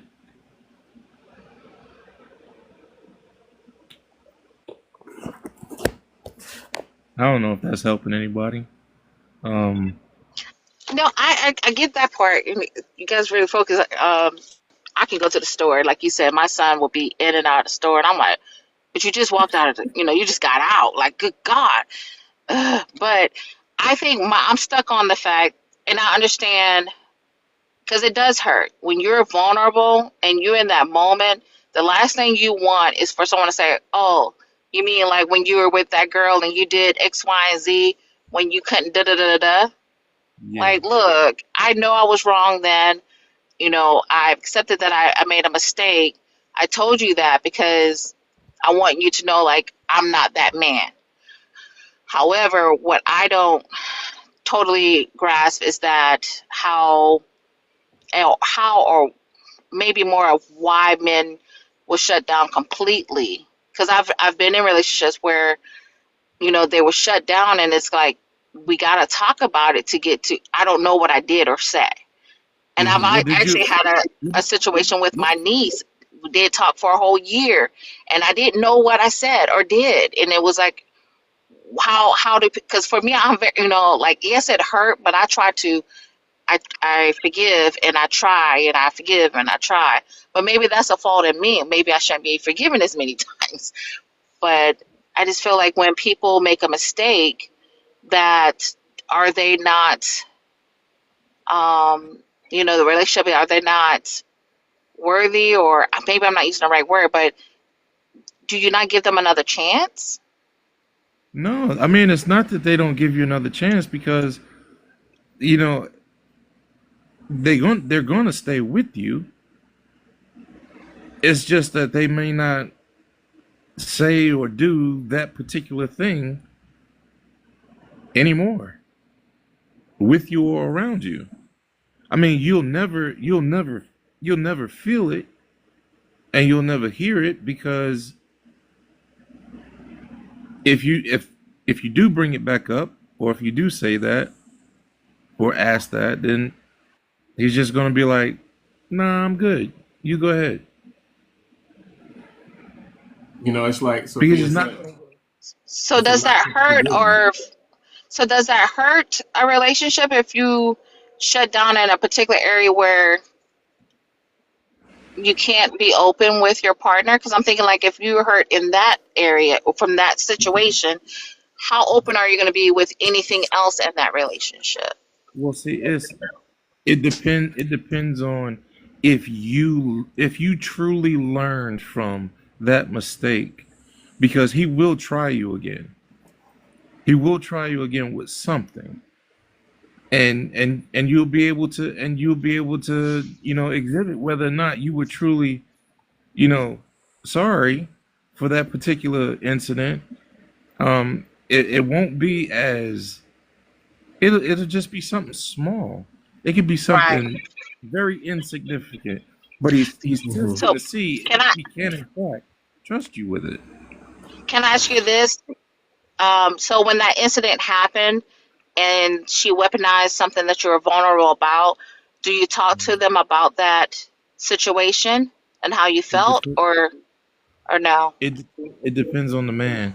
Me Okay. personally, I Mhm. did, and when I Okay. did, I tried to be as soft about it as possible because I mean I could have really went left with it, but because I cared about that person, I chose to stay in a softer zone with it because I knew to whom in which I was speaking.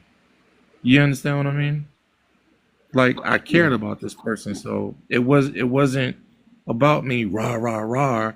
It was about me saying, hey, this bothered me a little bit, and I'm trying to let you know that it bothered me a little bit. Yeah, I Now, got you. Okay. how how you handle that is going to tell me a lot. Like if you say to me, "Oh boy, get over it," you missed again. You just fumbled me. Right. Yep, I got you. You know what I'm saying? Thank you. Or if you say like, "Oh, well, I guess you got it." All right. Yeah. Big guy. So Oh I mean, no, no, no! You didn't have to stop. I'm sorry to say thank you because my son over here shaking his head. Yeah, yeah, yep. So I'm like, okay, I do want to learn more about our men, especially our black men, because I know it's really hard to be vulnerable, to cry. We've had conversations about that, like how women want a sensitive guy, but the moment they show emotion or cry, it's yeah. like why are you crying? Why? But I'm thinking like, I wouldn't do that. But obviously, there are women out there be like, yeah, he's not man enough, he's not alpha Right. enough. But Oh I'm my like, you're gosh. human, you know? That's it's just sad. Tears So from a man is a huge thing. oh yeah. Yeah, yeah, yeah. A real man.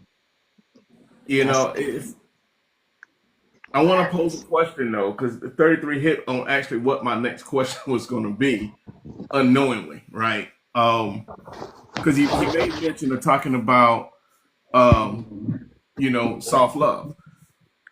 What does soft love look like to you?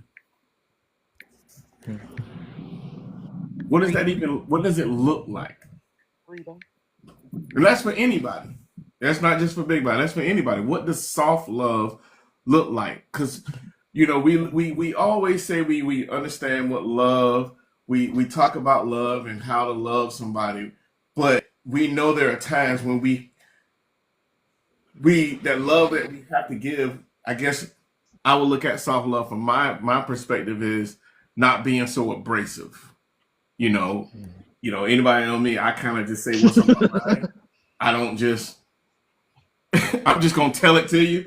And it's not that I don't love you. It's not that I'm trying to hurt you. It's I'm just a matter of a fact person. It's just this is what it is. So but I'm learning how to.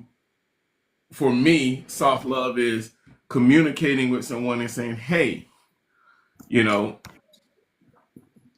am I? Are you telling me something because you just want me to? You want a response? Or are you telling me something because you just want me to listen?" You know, um, for me, that's what a soft love is. Um, what do you guys think? Well, let's see. Sophia says it's not what you say, it's how you say it. True. facts. I feel that so soft love, and I'm doing air quotes, but soft love is regular love. It is all love. It's just knowing your audience, knowing who you are speaking to, and what form of love they need from you. It is not that your love is wrong, but people are people. And the people that matter to you, you know, fortunately and or unfortunately, how to present it so that they can understand it. And that is where the the normacy doesn't lie, to where you give that to just everyone. Right. Everyone isn't. Well, no, that's not true. According to the Bible, everybody is supposed to receive your love. But in real life, it's hard. You don't just give that. You love it, That but is you that is love them, something but you all earned. back at the same time. I didn't hear I've you. heard that before where it says love is earned. And I mean, I guess I'll agree to disagree. Mm, I definitely see how someone could say that, but you know, and I don't know my word like I should, but I've never heard anything come out about how, Jesus made anybody earn his love, or God made somebody earn their love. He didn't. The He didn't he right. didn't say those words. It's all on how, that I if I said you have to earn the love, that was a misstep, a misword. Well, no, no, no. Go ahead. I wasn't. I was just addressing because I've heard it wasn't just you that had said that. I just, I'm making a statement based off of what you said, but I've heard many, many people say, you got to earn this from me or this and that. And I'm like, well, that goes back to that, the one podcast where we were talking about, um, is, is marriage conditional or is it unconditional? Because if I got to earn it, then that's a condition. There's something I got to do to earn it. Well, I feel It's like not. if someone is looking at you, you've done something to kind of earn that recognition in the first place. You did something right. So, and that's where I think I was trying to correct it. I don't recall me saying that you had to I agree. earn the love, but I do feel that you don't have to earn the love. Love is love. That is God. I even respect in a sense, but no, I feel like you have to earn that. It's given until you disrespect it in whatever form, and for some Right. people that's a lot different. No, no, But that's exactly right. That's exactly right. I Because can there's Now, love you one for thing just about being a human marriage. being on the face of the planet, and you ain't did nothing wrong to me, and I ain't did nothing wrong to you. You out here walking, we are respecting each other, we loving each other, and we don't even know each other. But once you come into the sphere, and if something happens, that I feel like that's when it takes that turn. But I don't think people give uh other people that same courtesy, honesty, humanity to Mhm. jump off jump. now I've been told that because someone asked me, it's like, are you loving unconditional or is it transactional? Hmm. And Mhm. I got stumped on that in the sense Mm-hmm. of what you're saying, because it's like we go Mm-hmm. to work every day and we're expecting something back. Because that word expectation in relationship, when talking to the opposite sex, is like you shouldn't expect. But I'm like, we all expect something. We Yeah. give and we take.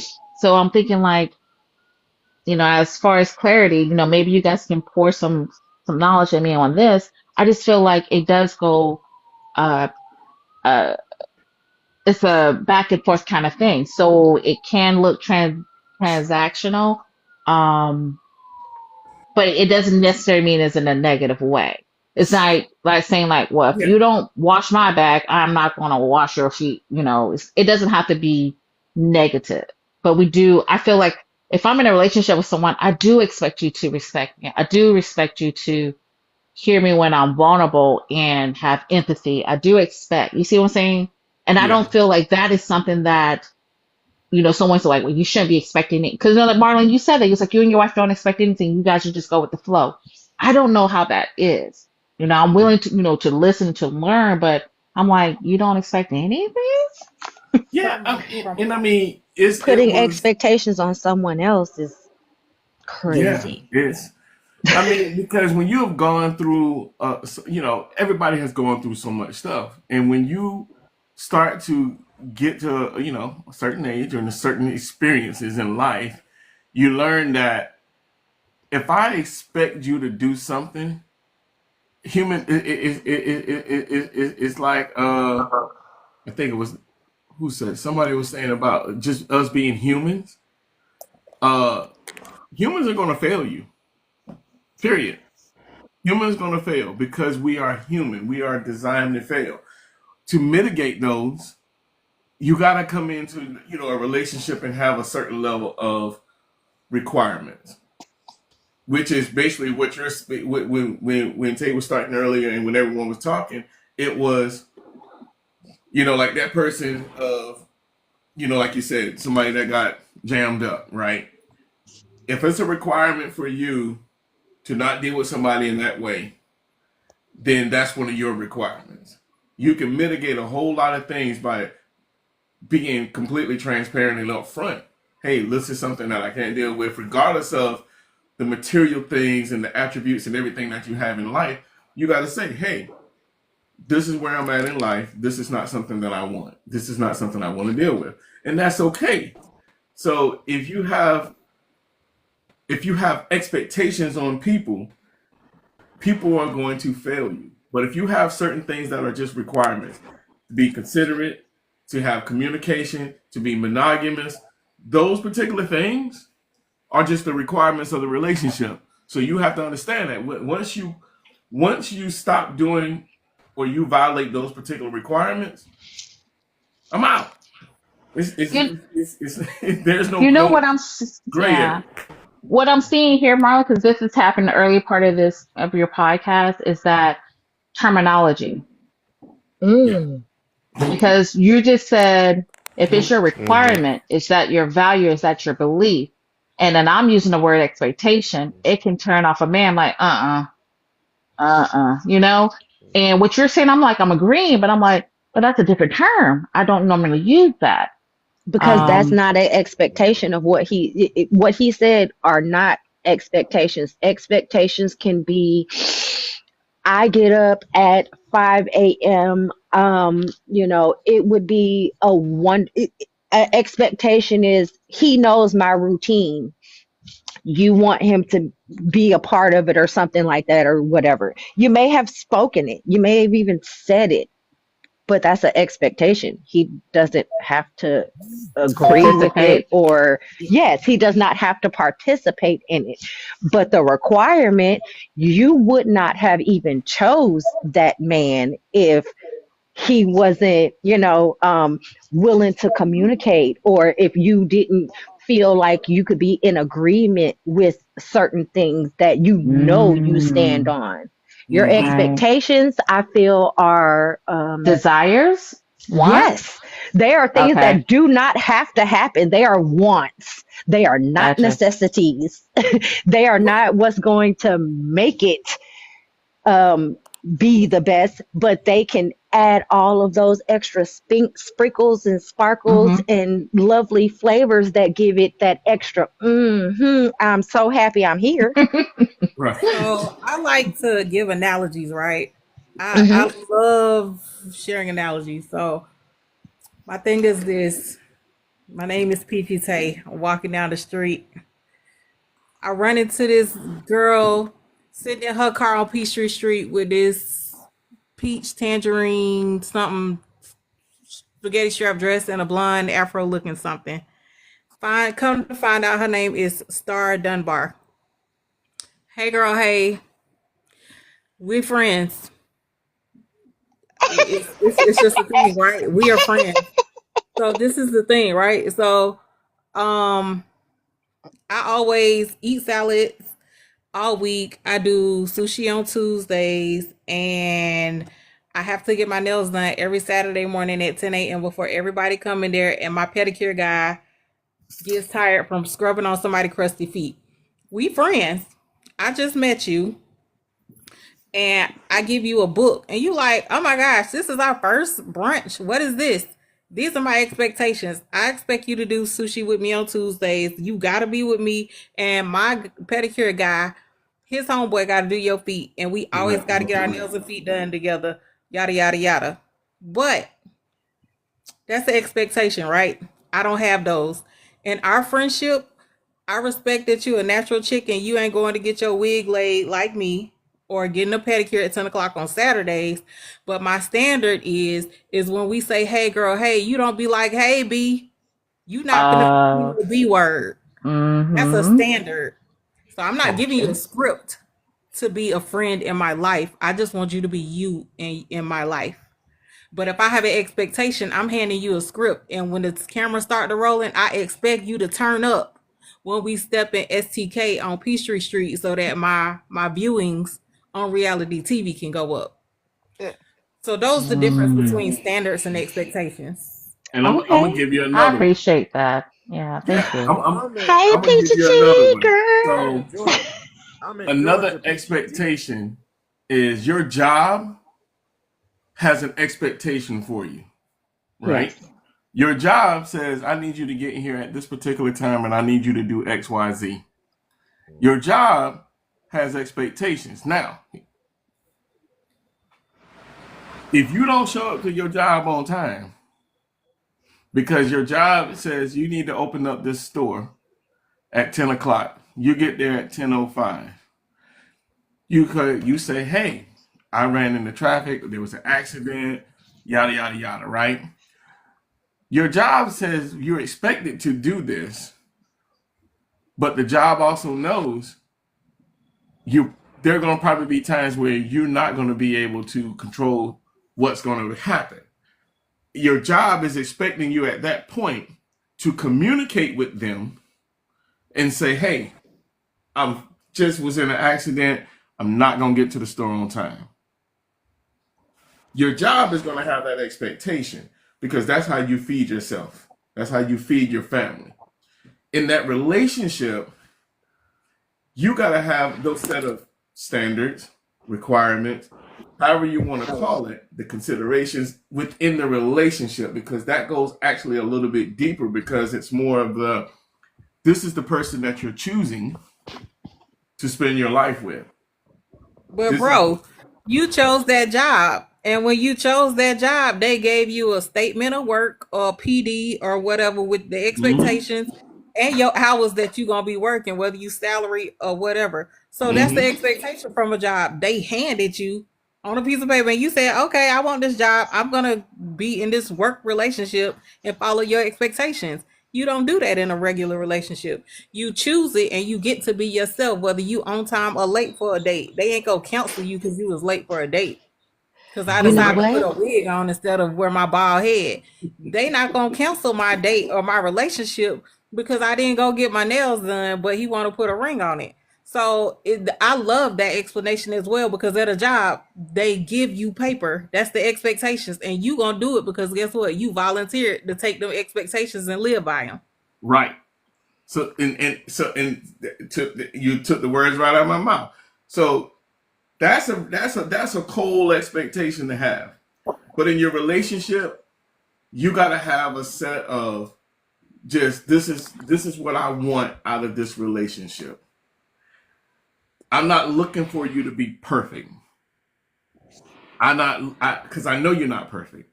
None of us are.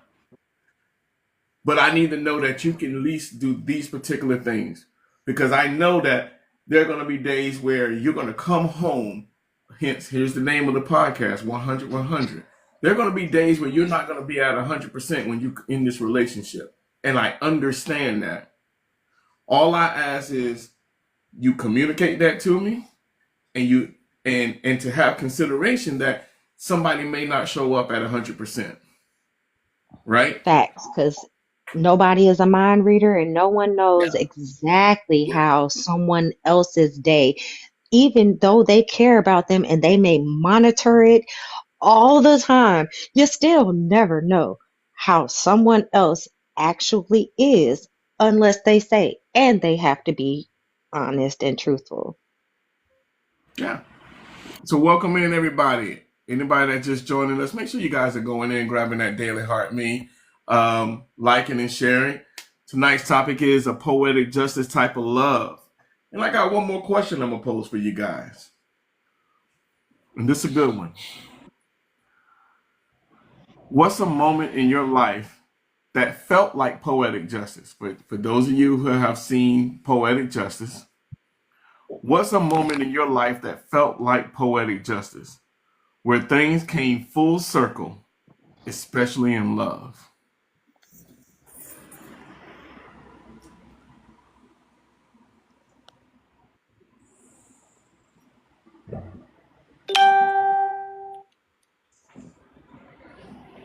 Y'all need me to read it again?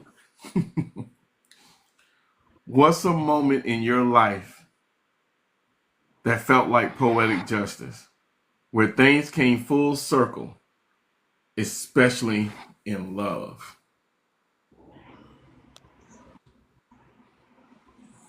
That can come from the panel. It can come from the chat. Oh boy.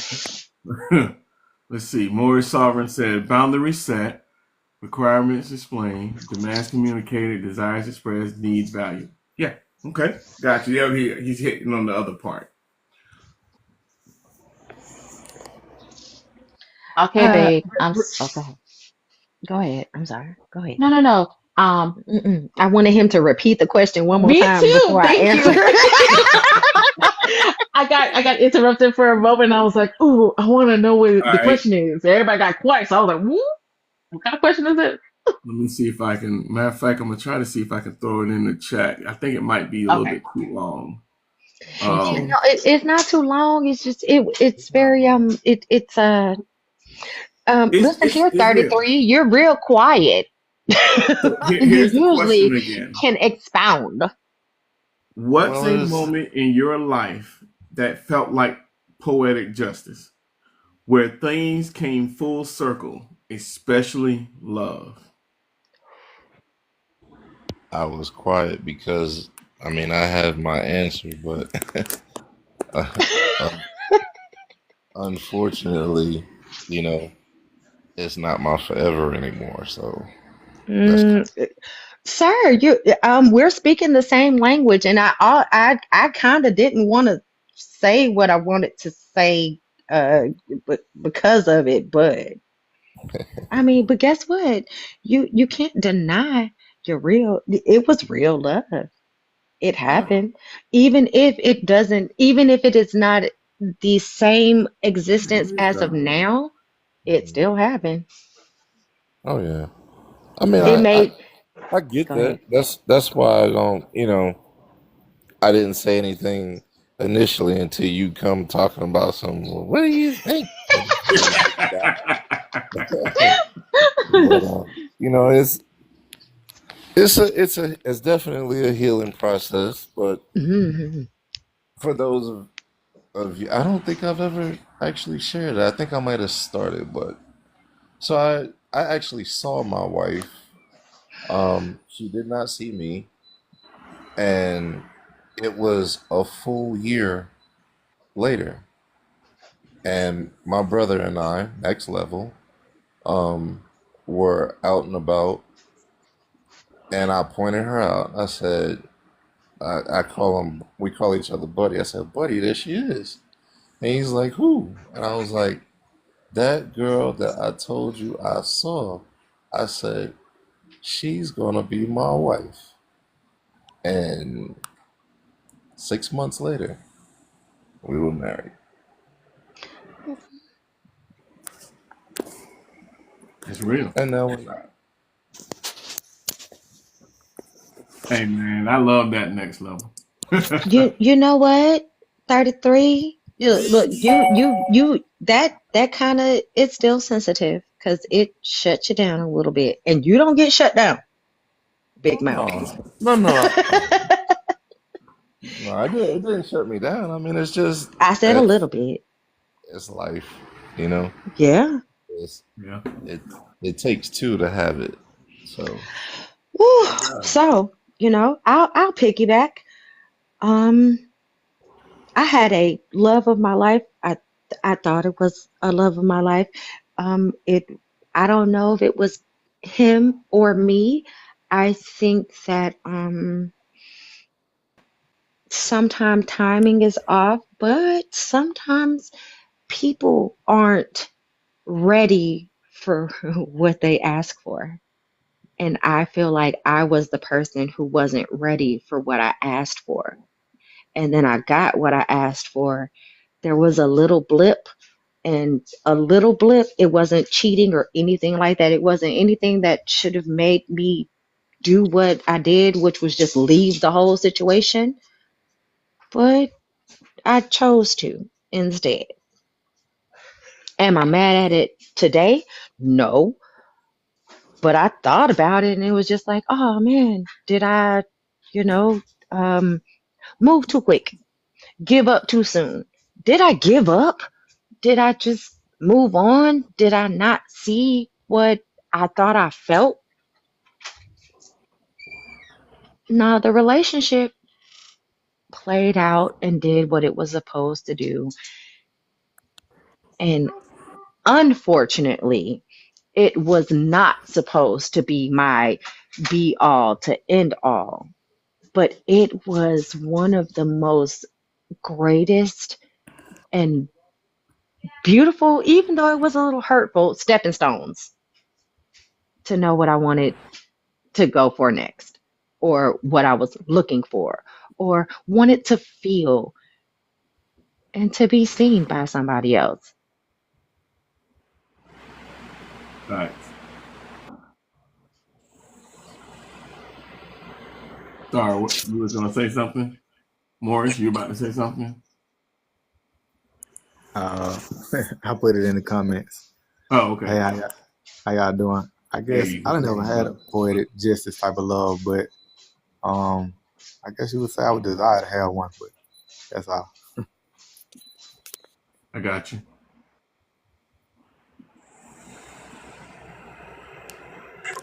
I'll be honest here. I don't think I understood the question. Maybe I'm overthinking it because I can do that too. But I know you said, have you ever been in and what was it? If you were ever in something and it came full circle, Yeah. What's a moment in your life that felt like poetic justice? like you missed your moment, you missed that time. Yeah, when things Oh, came okay. full circle, especially in love, because it's one of those type questions where if you've seen the movie, Right. It's been a while, but I did see it. right, right. So the gist of it was, He missed the both had moment, a and then they got past, back around. missed an opportunity. Now they got an Yeah. opportunity for it to come back around, and what do? Do you let Hmm. it pass? Are you even in the capacity to recognize it? That's Right. really where it was at. Hmm. Are you even in a place where you can recognize that it has come right back? Because sometimes the one of the things that happen is it'll come back, but if we haven't put in that work, like we were saying earlier, with healing, having accountability for ourselves, it can come right back to us, but we can't see it. We can't see it because our blinders are on. We're not prepared for it because we are still holding on to that past. You know what I mean? So that's one of those things. I think for everybody, it'll come full circle, but we just have to be in a position to see that it has come. We have to be able to receive it when it comes. Right. I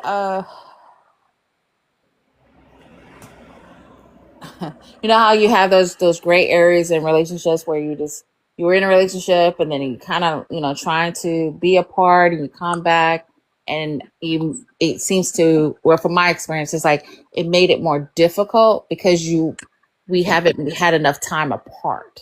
We haven't dealt with whatever it was why we didn't stay together in the beginning. So coming back is like you're still not ready. We're not ready. So the thing is, it's like, the fear of missing out. It's like, well, let's try. But it's like, did you do the work? Have you done your shadow work? Have you done your healing? Have you, explored the things that you wanted to do or whatever before coming back? So that's, what you're saying. I'm kind of like in that sense of, I don't think I ever had a situation where time elapsed since someone came back and I felt like that person was that person. I don't think I met that person yet. Or if I have, we haven't had enough time apart to know that, we possibly can move forward. So right now, for me, I'm just like focusing on me so that when I do find my person or that person find me or we meet, like, 33 says, I want to know, I should feel it. I should be ready to have those conversations and be able to spend time with that person. Mm-hmm. But I do understand what Jessica was saying too, is like, we can sabotage things because I have had that, I'm, there for a person and, I've been told I can't do that. I've done that before. I'm not doing it again. And to me, that's a shutdown. It's like, you punishing me for something that I had no parts of. So that's a flag saying this is not the time. So timing, is playing a part in my experience. I got you. I think sometimes, like with the question, I think our our own personal fear of love hinders us sometimes from moving forward, even if the opportunity does present itself.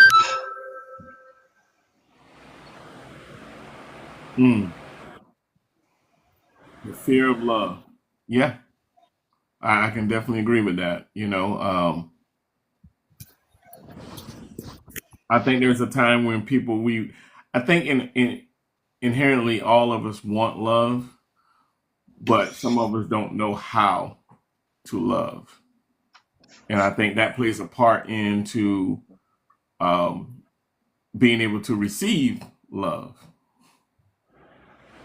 So are we fearing love or are we fearing pain, being hurt I because I we think think love? I think it's a combination of both. I think it's pain Okay. and responsibility because with love, when you're love is a responsibility. Mm-hmm. You know, you are a protector at that point. When you love someone, that means you are saying, I am going to protect you and your heart. And I think a lot of times people are afraid of letting someone down, not recognizing that a lot of things can be resolved through just actually communication and consideration.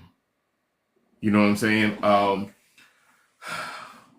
But I feel like in that sense, Marlon, you said this earlier, it's like we're not perfect people.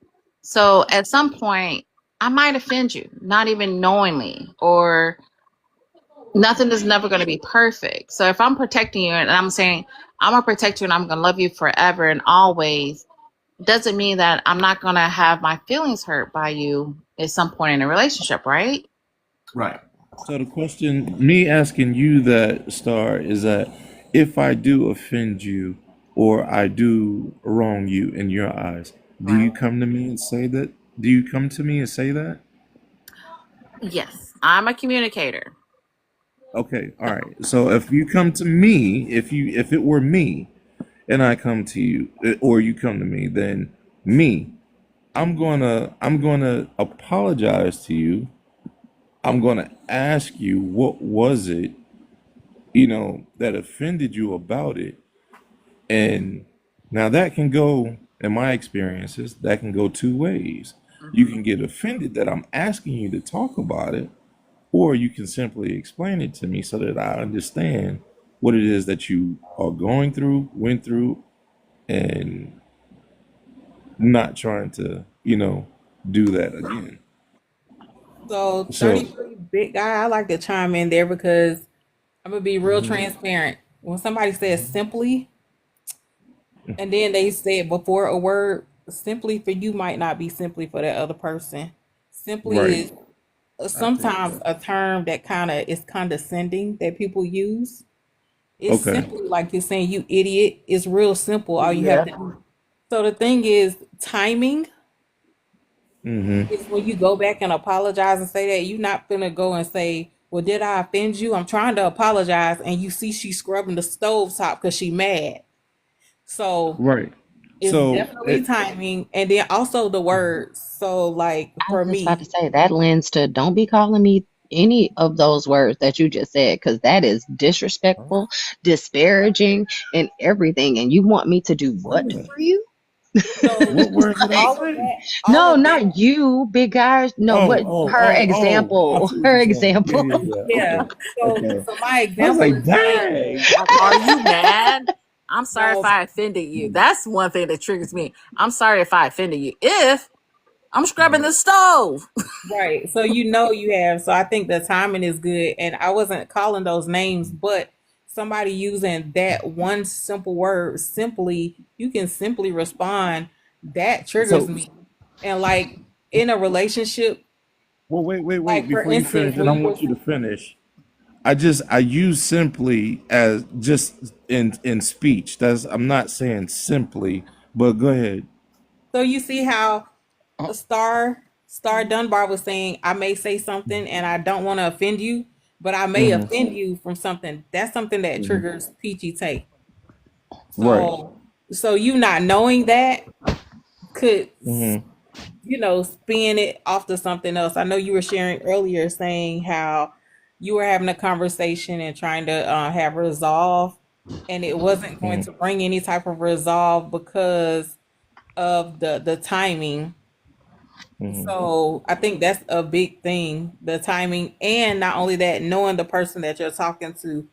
Um, because like, oh my gosh, that triggered me so bad, and we aren't even having a conversation about anything, but that Right. word triggers me Yeah. really And that's bad. another thing, like, Wait, big wait, guy, wait, wait. it's like if Hold you're up. in a relationship with someone, you kind of pick up on like, those things. But in the beginning, you Hmm. don't know.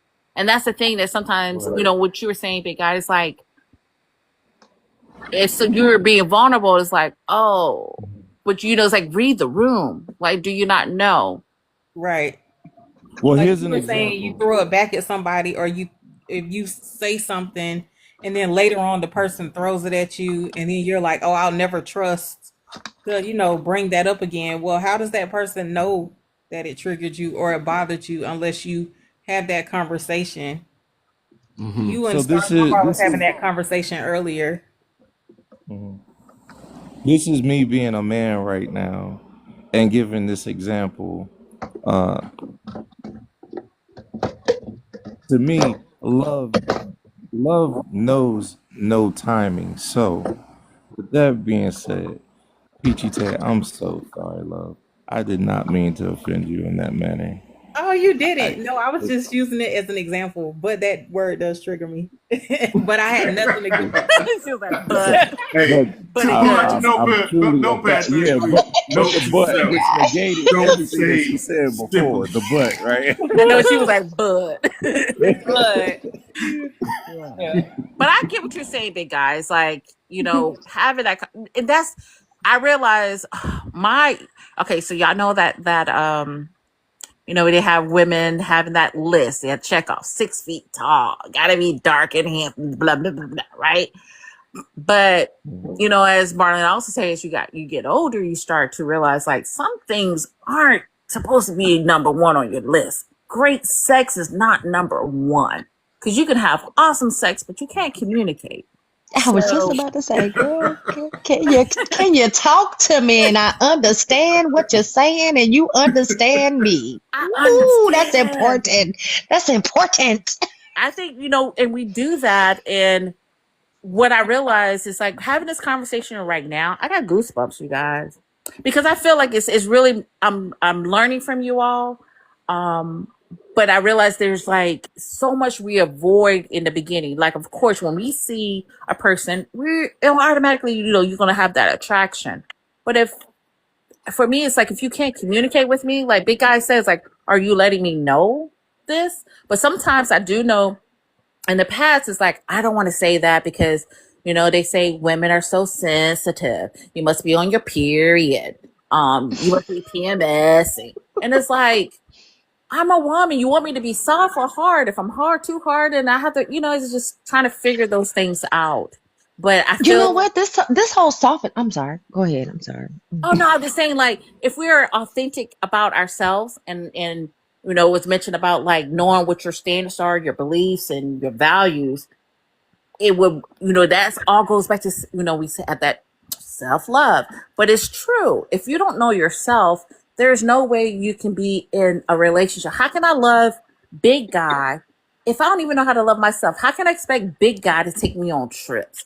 Big Guy to take me on these um dinner dates, Big Guy to rub my shoulder if I'm not even making appointments to go get my own massage. You know what I'm saying? It's like we have to learn what it is that we want and what we desire, so that we can be in a relationship where that is talked about. Communication. You're communicating this, and if it doesn't align with what your needs are, your beliefs, and your values are, we have to look past how fine he is and how good he smells and how great of a career he has and blah, blah, blah. If it doesn't align with you, leave that man alone. Go the other way. Have peace. Choose peace. But anyways, I get off my bandwagon right now. I'm just like, most people don't even know what peace is to them for them to choose it. Mm-hmm. Yeah, because they be in that fight or flight. And then, you go into a relationship like, well, he ain't gonna hurt me. So I'm gonna have my guard up. But if he has to keep sitting there knocking, steel walls and brick walls and swimming across the ocean to get to you, it's like, that's exhausting, Mm-hmm. But I've I feel like that's tried to. exhausting to some, but for the one, that's not exhausting. That's just a regular walk in the park for them.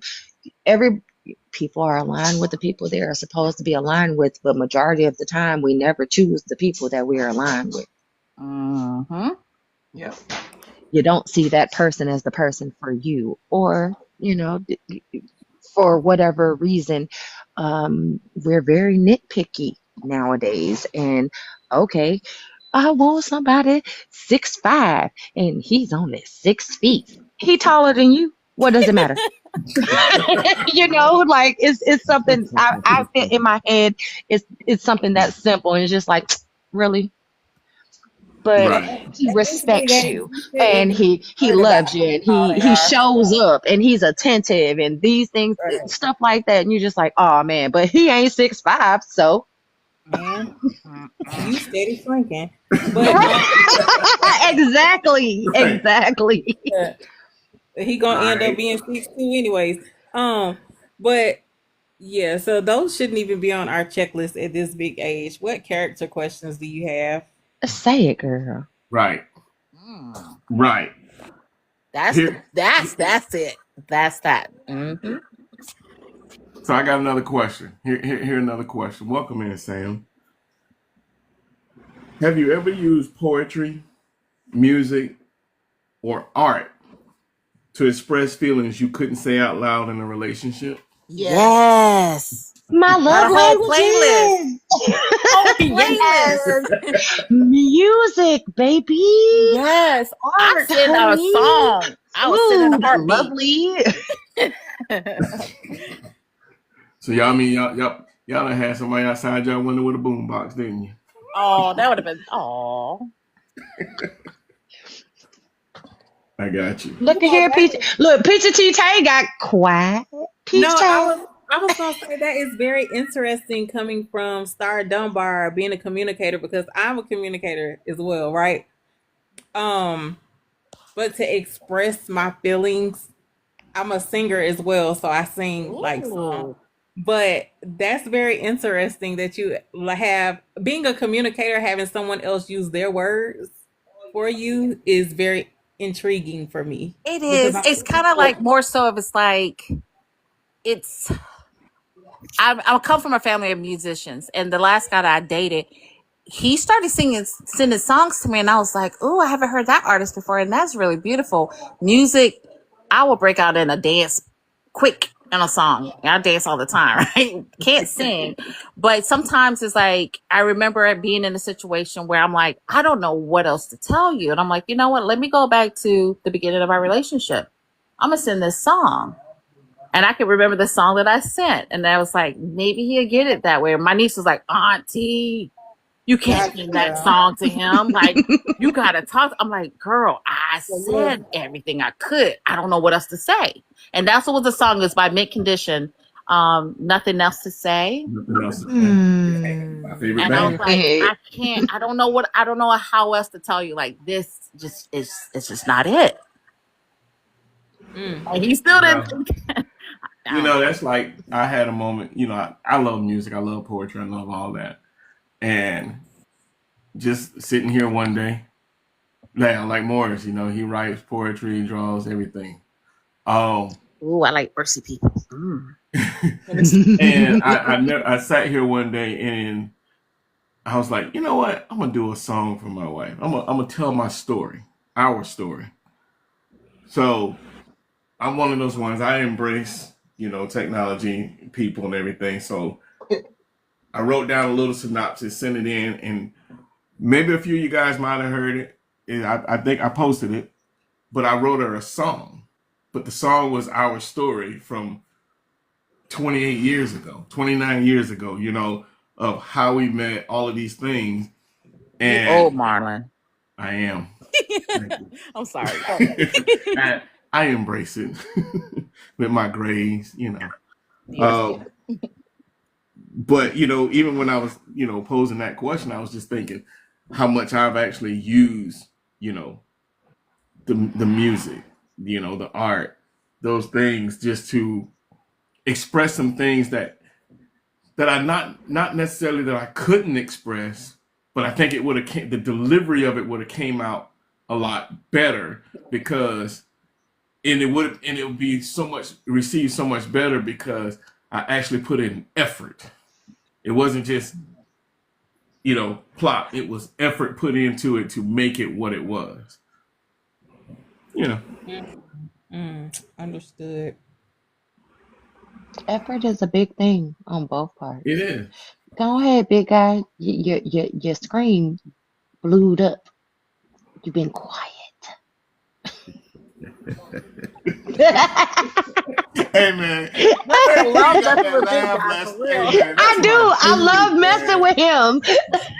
It looks like Hey, Big that's Guy some is down true here compliment. babysitting his brother and his wife, trying to keep the chat PG I and not swear, rated man. R. So that's I probably why it's cannot take quiet. them anywhere. They are just, Slapping my oh, they thigh. make me so Slapping my sick. What's thigh. good, Dexter? Listen, Hey if man, you them want to jokers see talking about. somebody in love, them Hey, right there in this them chat, two there. Look, Oh my look, God, they get me so sick. and you know he finna what? be pregnant next No, week. I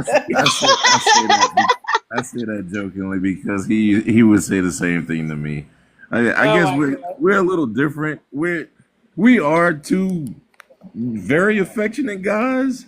Um, when it comes to our relationships, so it's just a little, well, a lot different from most guys that I speak to, but we're just different. So what you see down there is it can be sickening when you're not in it. So it just get on my Yeah, nerves. But nah, I love it, man. So that actually is going to lead me to my last question for tonight. When you look at relationships around you, who's your favorite example of a poetic justice love story? yeah, I don't have to answer that. I don't think. Yes, you do, because I don't know. Everybody else know you. I don't know you.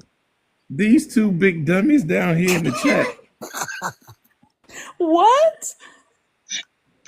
Brooklyn Baby and Next Level. That's my brother and sister-in-law. But I don't say sister-in-law. I say my sister. Oh, okay, okay, okay. Huh. I don't. I gotta think on that one, Marlon. I'm just gonna listen.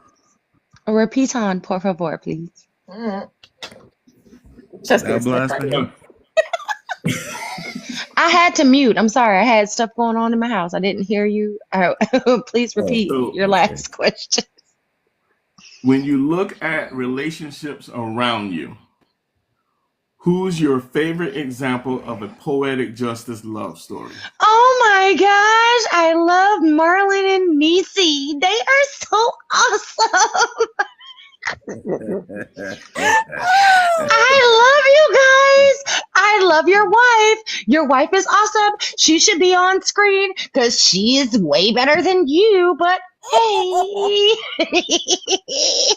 That pun that Marlon, was you did intended. so But good, anywho, dog. um, Definitely the pot. That was not an intended question. It And was not. there's And my wife as she look, walked in the door. I really and truly I really and truly am an advocate. I have seen failed, I have seen good, I've seen bad. No, it's so beautiful to see real black love in person in your face and you don't see it all the time. It's so sweet. It's so pure. It's so So sweet. That's all I got. I'm muting. Okay. Well, since I know you, Marlon, I guess I do know someone. Ha. And then the fact that when you told me the story that we used to go to debate and she was there and that's how you guys met, I'm like, I don't remember seeing you, all of these things. And I was like, I do see that, just Huh? being around you guys and talking. Huh? Huh? You guys, how you guys met and how you came full circle and got married. Am I wrong? Mm-mm. No? Mm-mm. Uh-oh. Y'all delete that, okay? I didn't hear that from you. Okay. Good. Right. Is that Nisi? Nisi over here looking at you like. She's from Brahma, right? She wasn't in debate. No. We gonna leave QT the in hook, Atlanta. wait, all that stuff alone.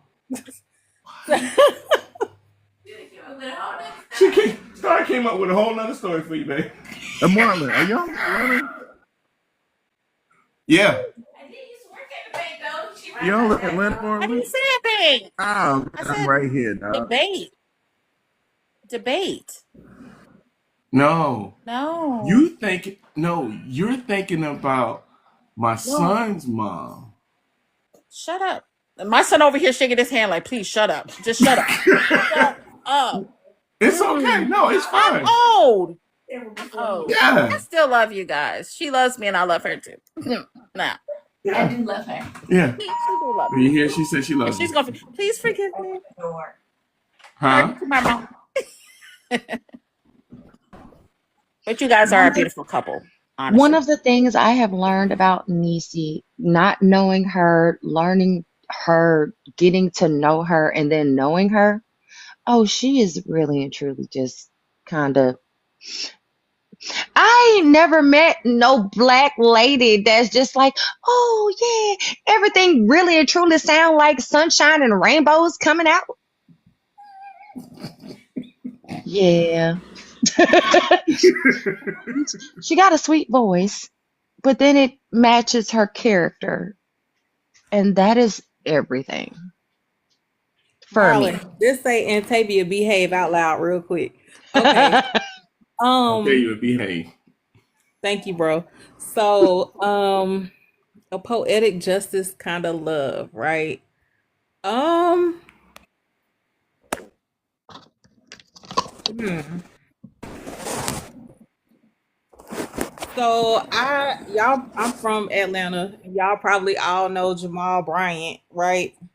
But Mm-hmm. him and Dr. Carey, like Dr. Carey is like for real, little church girl, doctor, not honorary, for real. And Jamal, he a hoe and he a kappa and all them little ways. But they ended up working out. Like she's the pastor's wife and he's still pastoring, and doing his thing. So I think that is kind of a poetic justice because he a little rough around the edges still. He a little polished. That wife is polishing him.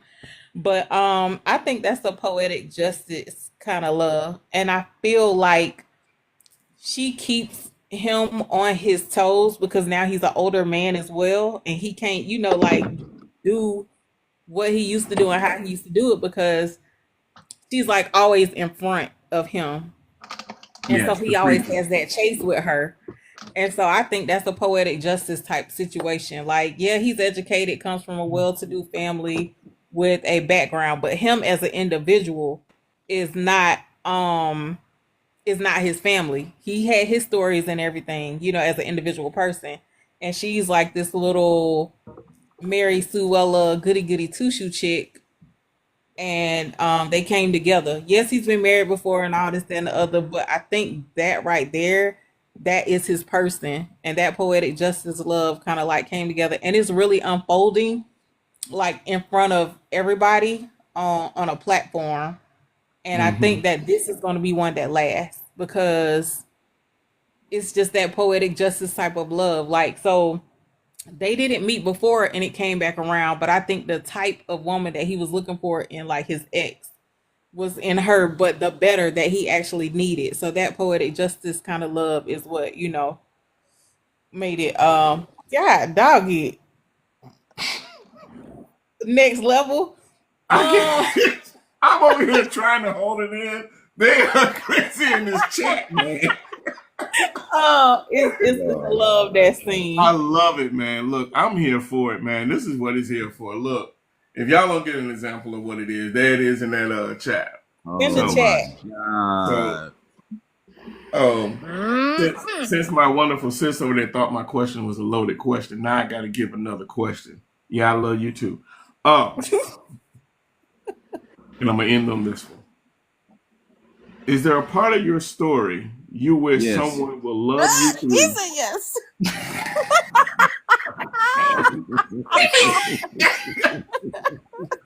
Yes. Yes. Yes. That part. Is there a part of your story you wish someone will love you through instead of around? Mm. Yes.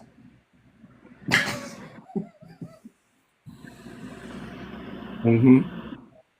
Is there a part of Mm. your story you wish someone will love you through instead of around?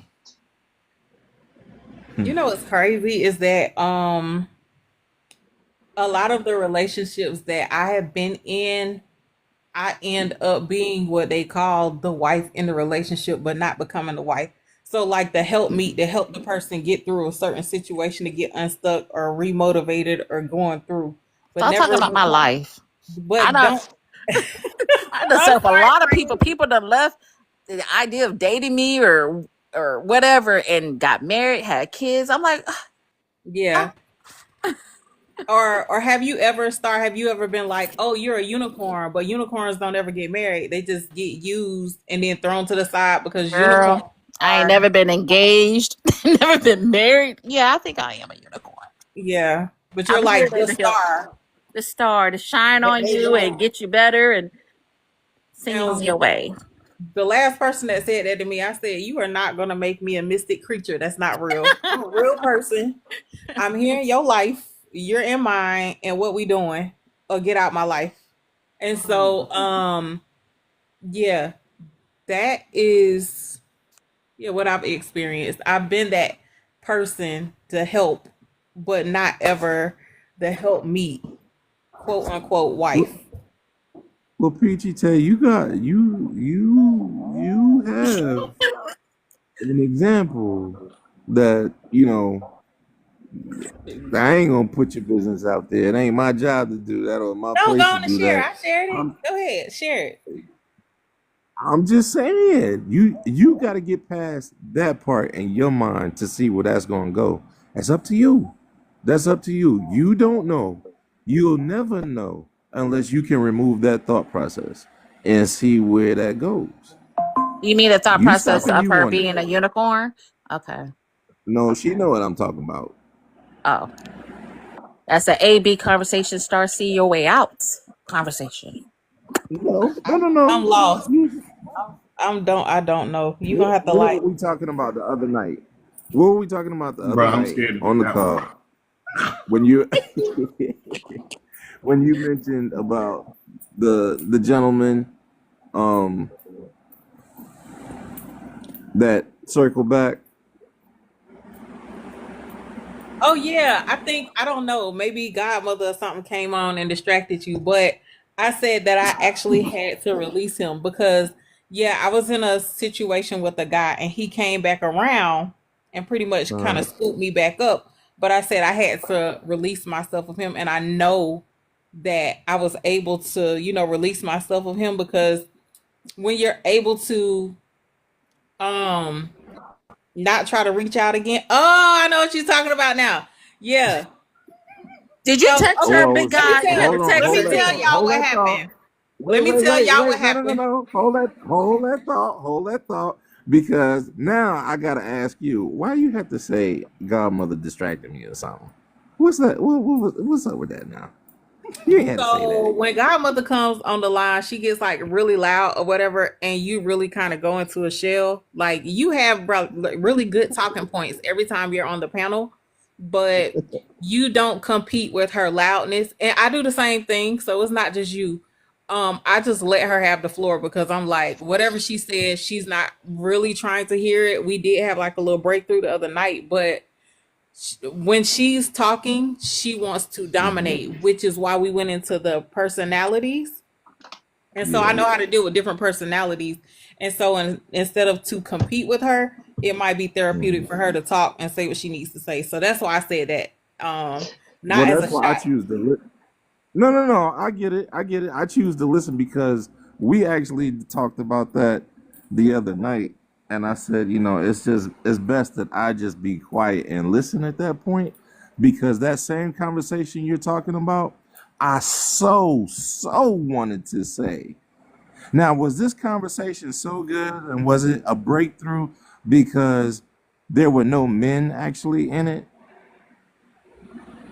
Remember? No, you were on the line. It's just No, I was on the line, but I didn't say anything. Yeah, I you didn't didn't say say anything. nothing that I was time. the only one on the line. yeah. Hmm. Well, maybe because I think I actually heard her. And remember in the beginning when I said it's the art of asking questions so that when a person Hmm. speaks, they don't respond in a defense, but they can start to receive what you're saying because communication is 90% of what's received and only 10% of what's said. But That's with right. her, she likes to talk a lot. Like Star Dunbar said, women like to talk a lot and men listen. Hmm. Um, so yeah, you were listening very well, 33 big guy. Um, with the guy, I was in a relationship, it had to end anyways. Long story short, y'all, I was with a narcissist, but my No, ex no, came back I'm not around. even gonna let you start like that because it did not have to end. So do not even say that like What? that. Don't what? No, I was You know what? I'm sorry. Let me do what I do well. Carry on. so no, I was trying to summarize. I was literally just summarizing because I don't want to like take a whole show to share the story. So I was with a guy. Ends up he was a narcissist. My ex came back around before things ended. I was already kind of moving out of the relationship. Um, he came back in. I remember specifically what happened, but I gave into him. I know we were talking about love over lust earlier. Thought it was going to be a poetic justice type moment. Circle back around, it ended up being nothing. But two things happened. I learned something about myself with that guy, and then the other guy, I ended up getting out of a very bad narcissistic situation because I remember the lady who was on earlier saying she lost $600,000. Mm. I wasn't gonna lose time, breath, energy, nothing, let alone a dollar over that person. But like 33 big, I was saying, I had to literally in my mind, in my heart, release the person so that while I'm being the unicorn, I can actually receive somebody who actually wants the unicorn. So I hear you loud and clear. I Mhm. remember. Is that okay? 33 big Okay. guy as a summary. Yes, ma'am. It was. I love you guys. Well, look, y'all know where this part comes to now. Anybody got anything they want to add before we do our takeaways and drop down? All I right. simply want to just thank everyone for participating and answering my questions and sharing their experiences. I'm just gonna.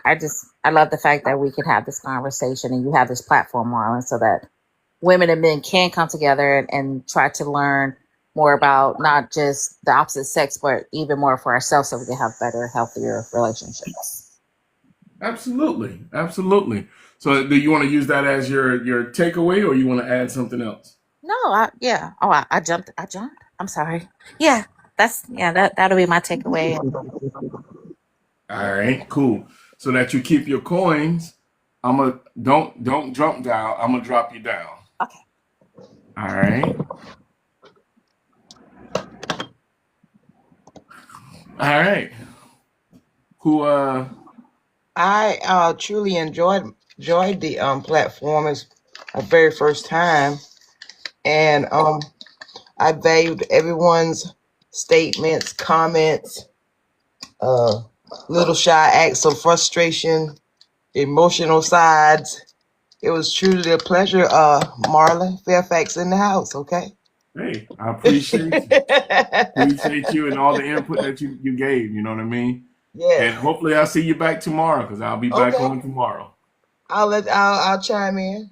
All right. All right, take care. Everyone have a good night. You too. You too. What is the topic for tomorrow, sir? Hold Is it the up. same? Nope. Mm-mm. Mm-mm. So, 33. Can you explain that to PGT? What? I'm sorry. I Okay. don't know. You know the little coins up to the top? Because you explained it before why to do the disconnect. Oh, yeah. So when you when you drop down, I think you sometimes you can lose your coins. Um like the three coins that you have, if you just drop off, then you can lose them, or a possible chance that you can lose them. But if Marlon drops you down, then you'll keep them, and once he closes the live out, then you'll receive them.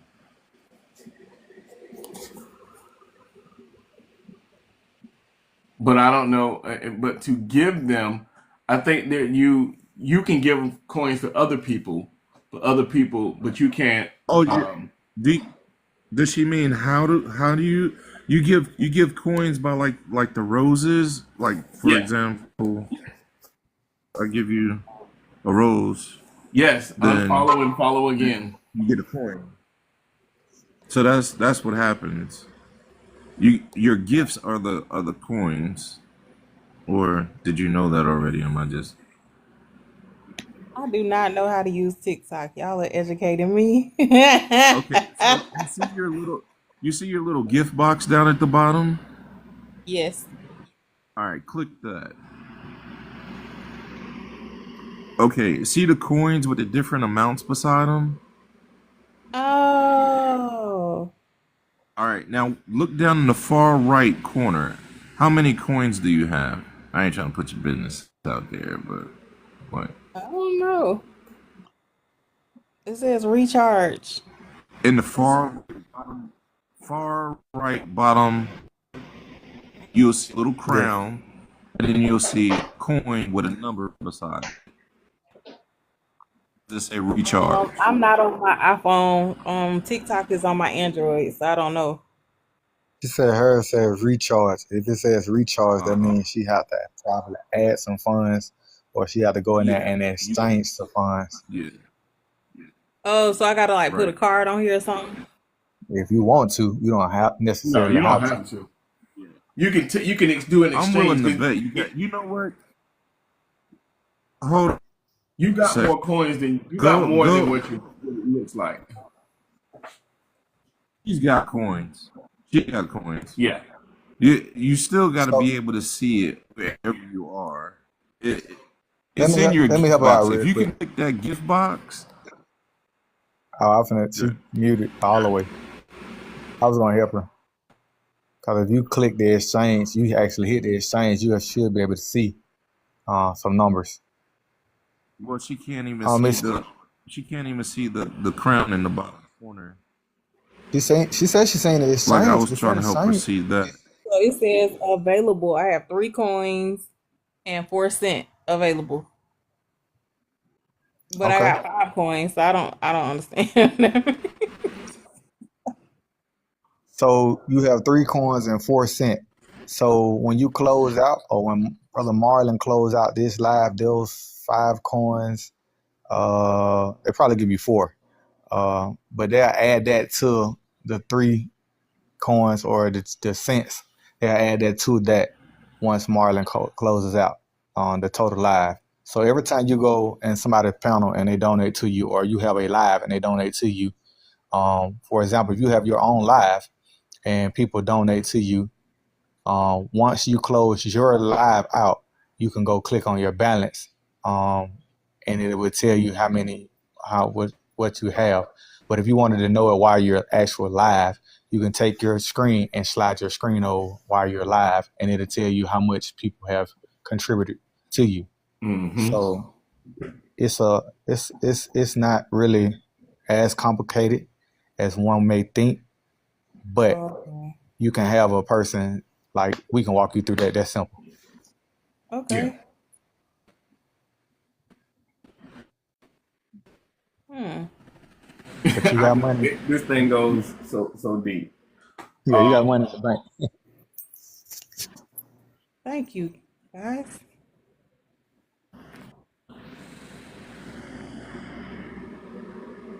so now Who you got next? like 65. The So guys. That because part. Peach Tay. I looked at your profile. I love your bald head. It's so awesome. I was almost there. I didn't have Who to go all the way. It slightly who did grew she say? back. I want to cut it all off again. I'm not talking to you, big guy. Oh, Oh, okay.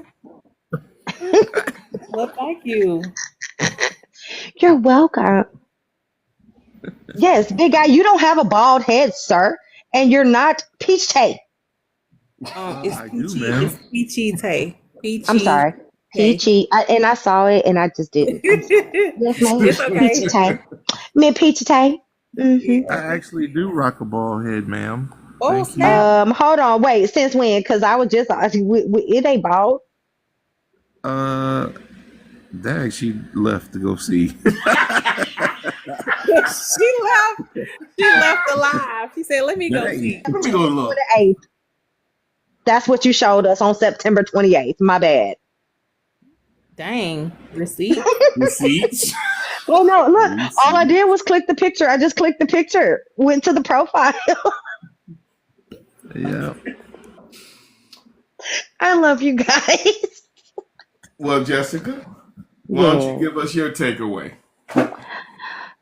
My takeaway is love is one of the most wonderful things that I have experienced, as well as one of the most um, traumatic things that I have experienced. And I am definitely still looking for. Um, uh, no, I'm not. Love is grand. I'm not even gonna. Okay, I'm gonna leave that right there.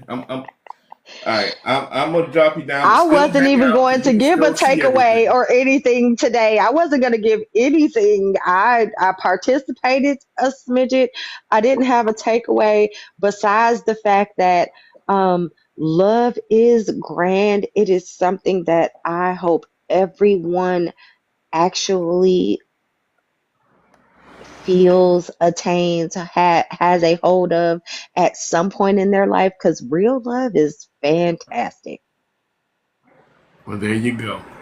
So now I'm gonna drop you down, but hang out so you can still hear the I'm what's. here. All right. I'm gonna disconnect. Here we go. Boom. But stay there. All right. Morris Sovereign, what you got for me, brother? Peace, peace, peace. Got to say, I love the segment. I love the energy. Hey, man, this has been another amazing one. And I gave you a new lane, Dr. Love 101. I seen that. A man said I need to do matchmaking Mondays. Yeah. So I got a little something. You know, I like to take my notes. So I got soft love is the practice of expressing care, understanding, and patience without losing your boundaries or self respect. It's the ability to love from peace, not pain, to nurture without control, to leave, to lead with compassion instead of dominance. Hey, you know, and when I listen to you guys and I listen to Next Level and, you know, his wife, and then I look at Brother Marlon and his wife, I look and say, hey, man, are the perfect embodiment of, you know, soft love. Because with us, you know, we don't express it enough in the public display. So big salute to y'all, big salute to y'all, big salute to y'all. I know 33, I know 33. You but Snap it hey, up. it's Man, all let love, me man. tell you Thank you. something, man.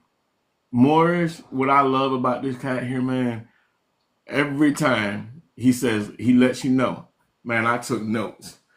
That right there, man, that man is intentional about whatever his journey is going to be. It don't matter whether it was something on here talking about real estate, whether it was something on here talking about. He's taking notes, man. Understand that's a lot of intentionality behind that, man, and I salute you for that one, brother.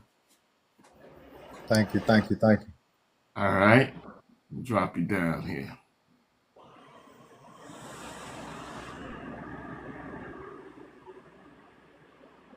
Where is it? Let me see.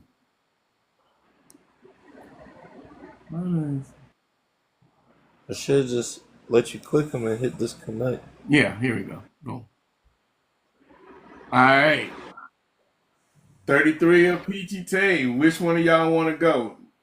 But well, hold up for 1 second. 33, you say you're in Atlanta. Yeah, yeah, I'm here. I was messing with Peachy T. I said, hey Peachy, hey Peachy T, I'm here. I was gonna say something about some food. I said, what about that good food you said you'd be cooking? And then when I looked at the time, I was like, shoot, it's 10 o'clock. Don't nothing happen after 10 o'clock but a booty call. Nah, we ain't even gonna say that. So Yeah. I just left it alone. But yeah, I'm here, man. I'll be leaving in the morning. I got here earlier. I'm headed to Texas. So yeah. What part of Texas Oh, you wow. heading to? Uh Grand Prairie. Oh, you going up towards Dallas. Yeah, I'm in Houston. Yep. You're in Houston? Yeah.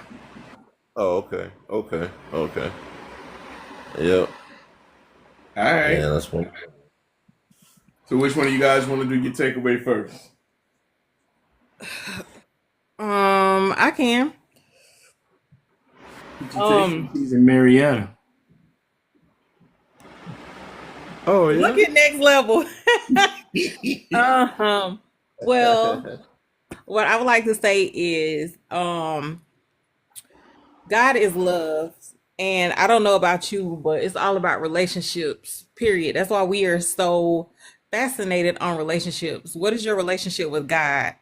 I experience love every day. I'm not missing anything. Um, and I'm also a daddy's girl. So with that and my dad being in my life and not having to go through that trauma of not knowing who I am and where I come from, I have standards. um like we talked before, I don't have expectations, but again, the fact that I experience love every day and that I have that love from a man that is innocent and not disrespectful, it's not what is it, perverted, because I don't have to worry about family members like touching me in any kind of way, things like that. I experience love every day, so I have a certain type of standard when I deal with a person, a man, period, not a person. I'm heterosexual. I'm gonna say what I need to say when I deal with any man. And so my discernment is very sharp as far as knowing what I don't want. However, I keep hearing you all say something about, are you in a place where you can receive love? So that's something that I have to work on being intentional about, because I can. I will give everything, the shirt off my back. Literally have done that outside before.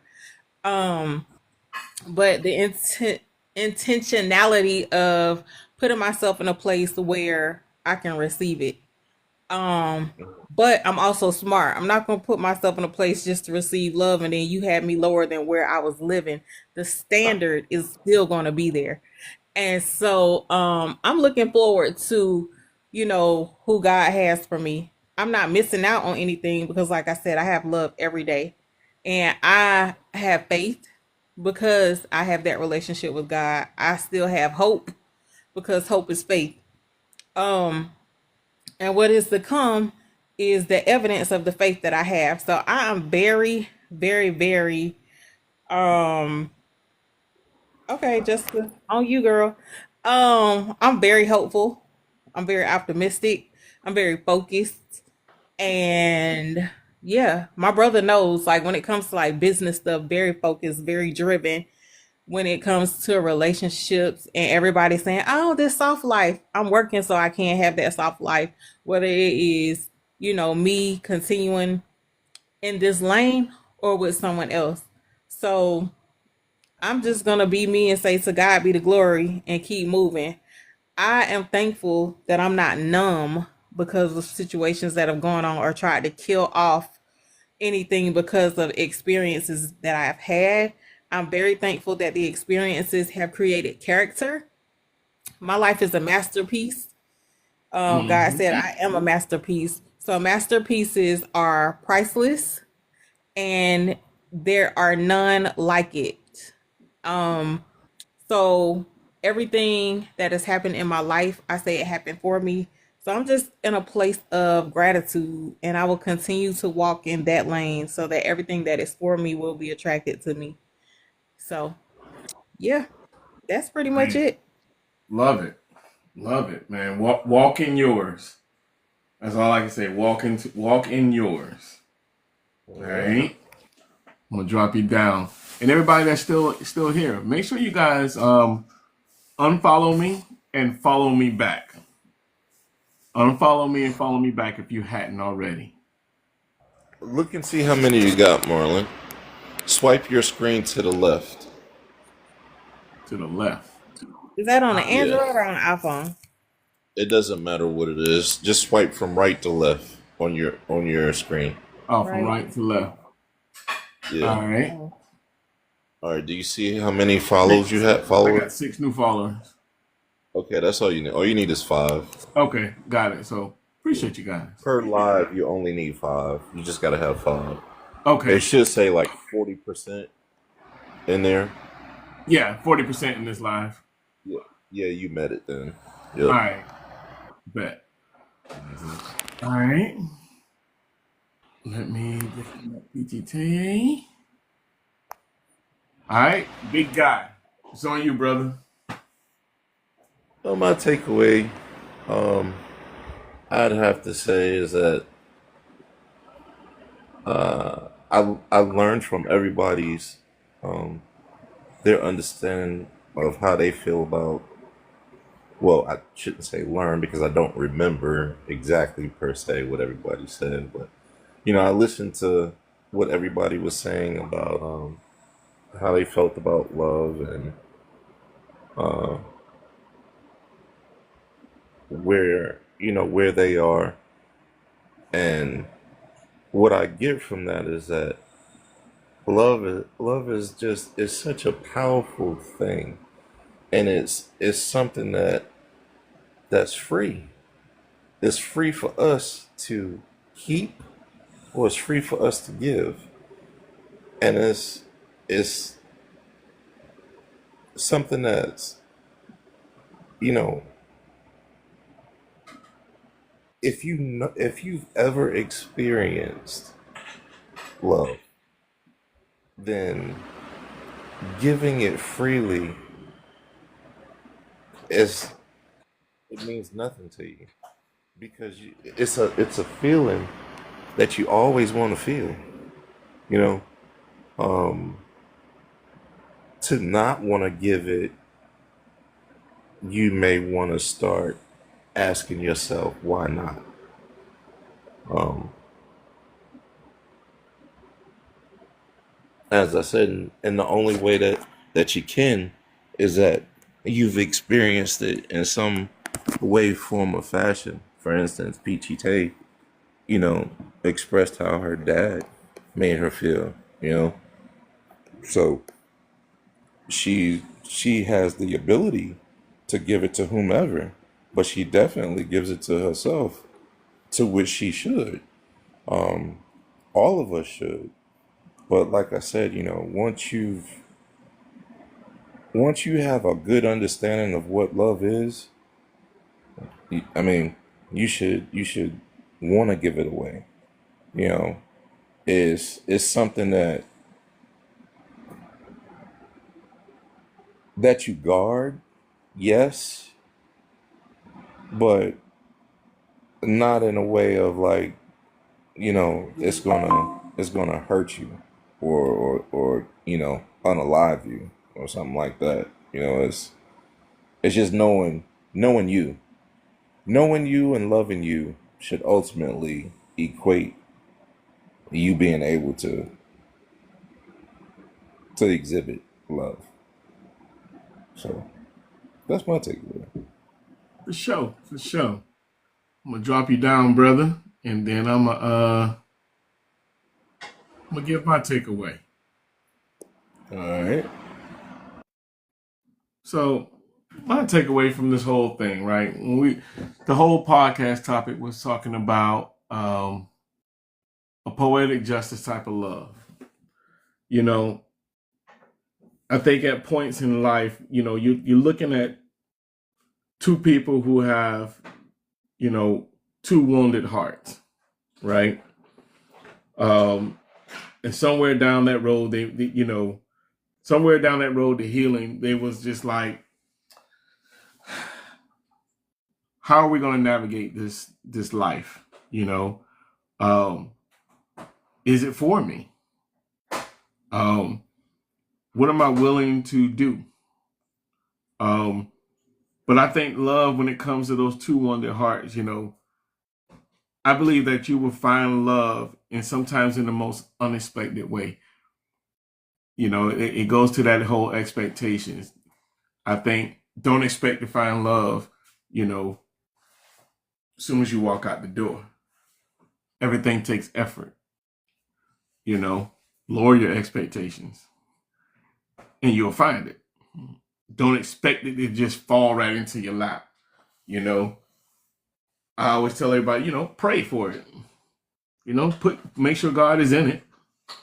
Make sure God is in it. Make sure that you're asking God for it. And understand that it's not always going to come in the package that you think it should come in. And it's not going to always just come easy. It's going to be some work involved, and we have to be very cautious and mindful of not trying to run from it, but instead take that time to say, hey, you know what? Let me really look at it and say,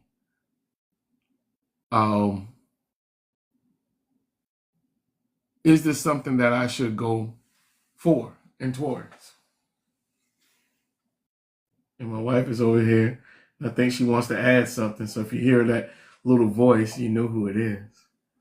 I don't want to be on camera. Then you need to stay right there. But I just want to add that love is a decision. It's a choice. It's a choice that if you take responsibility for making the choice, who you choose to love and who you choose to allow to love you, then you can't go wrong, right? There are times when you may choose to love someone because it is in your heart to do so, and that love may not be reciprocated. That is okay until you decide that you choose not to give that love to that person anymore. It's still your choice. If you want love to be reciprocated, wait until it is given to you first is an option. There are many options, but at the end of the day, it is a choice. If you take away the wishfulness of it will just happen, it won't, because you truly have to choose to love. When our children are born, they say people instinctively love their children. That is not true. Everybody know once you have children, you feel something for them, but you don't instinctively just love them. When that baby crying through the night, you think, what was I thinking when I did this? But you're choosing to love that child. You're choosing to support that child. You're choosing to watch that child grow. And that choice is your love. If you transfer that idea to the person that you choose to be with, and I'll leave it at that. So in other words, it's all a choice. My wife said love is a choice. It's a decision that you have to make. And we all have to make those decisions. You look at that poetic justice type of love, those that seen the movie, it was a choice. Janet Jackson had a choice of whether she wanted to ride in the mail truck. You know what I'm saying, with Pac. That was a choice, you know. Despite what her past was, despite what his past was, it was all a choice. We all have to make those decisions. You know, we all have to choose. The biggest thing is choose you. Choose you. No matter what. No matter what it looks like, choose you. Don't live your life behind this microscope of trying to please someone when you haven't chose yourself. Choose you. Put you at the top. And then the person that is supposed to be with you will also choose you. And I'm going to close out on that one. I'm going to see you guys tomorrow, because tomorrow, a love and basketball kind of love, when ambition and romance share the same court. Oh, like Big Guy say, also look past the dirty nails. And he did what? Cleaned them. We'll do anything for y'all. And on that note, y'all have a blessed night. I appreciate you guys. See you guys tomorrow night. Peace and love. Peace and love, y'all.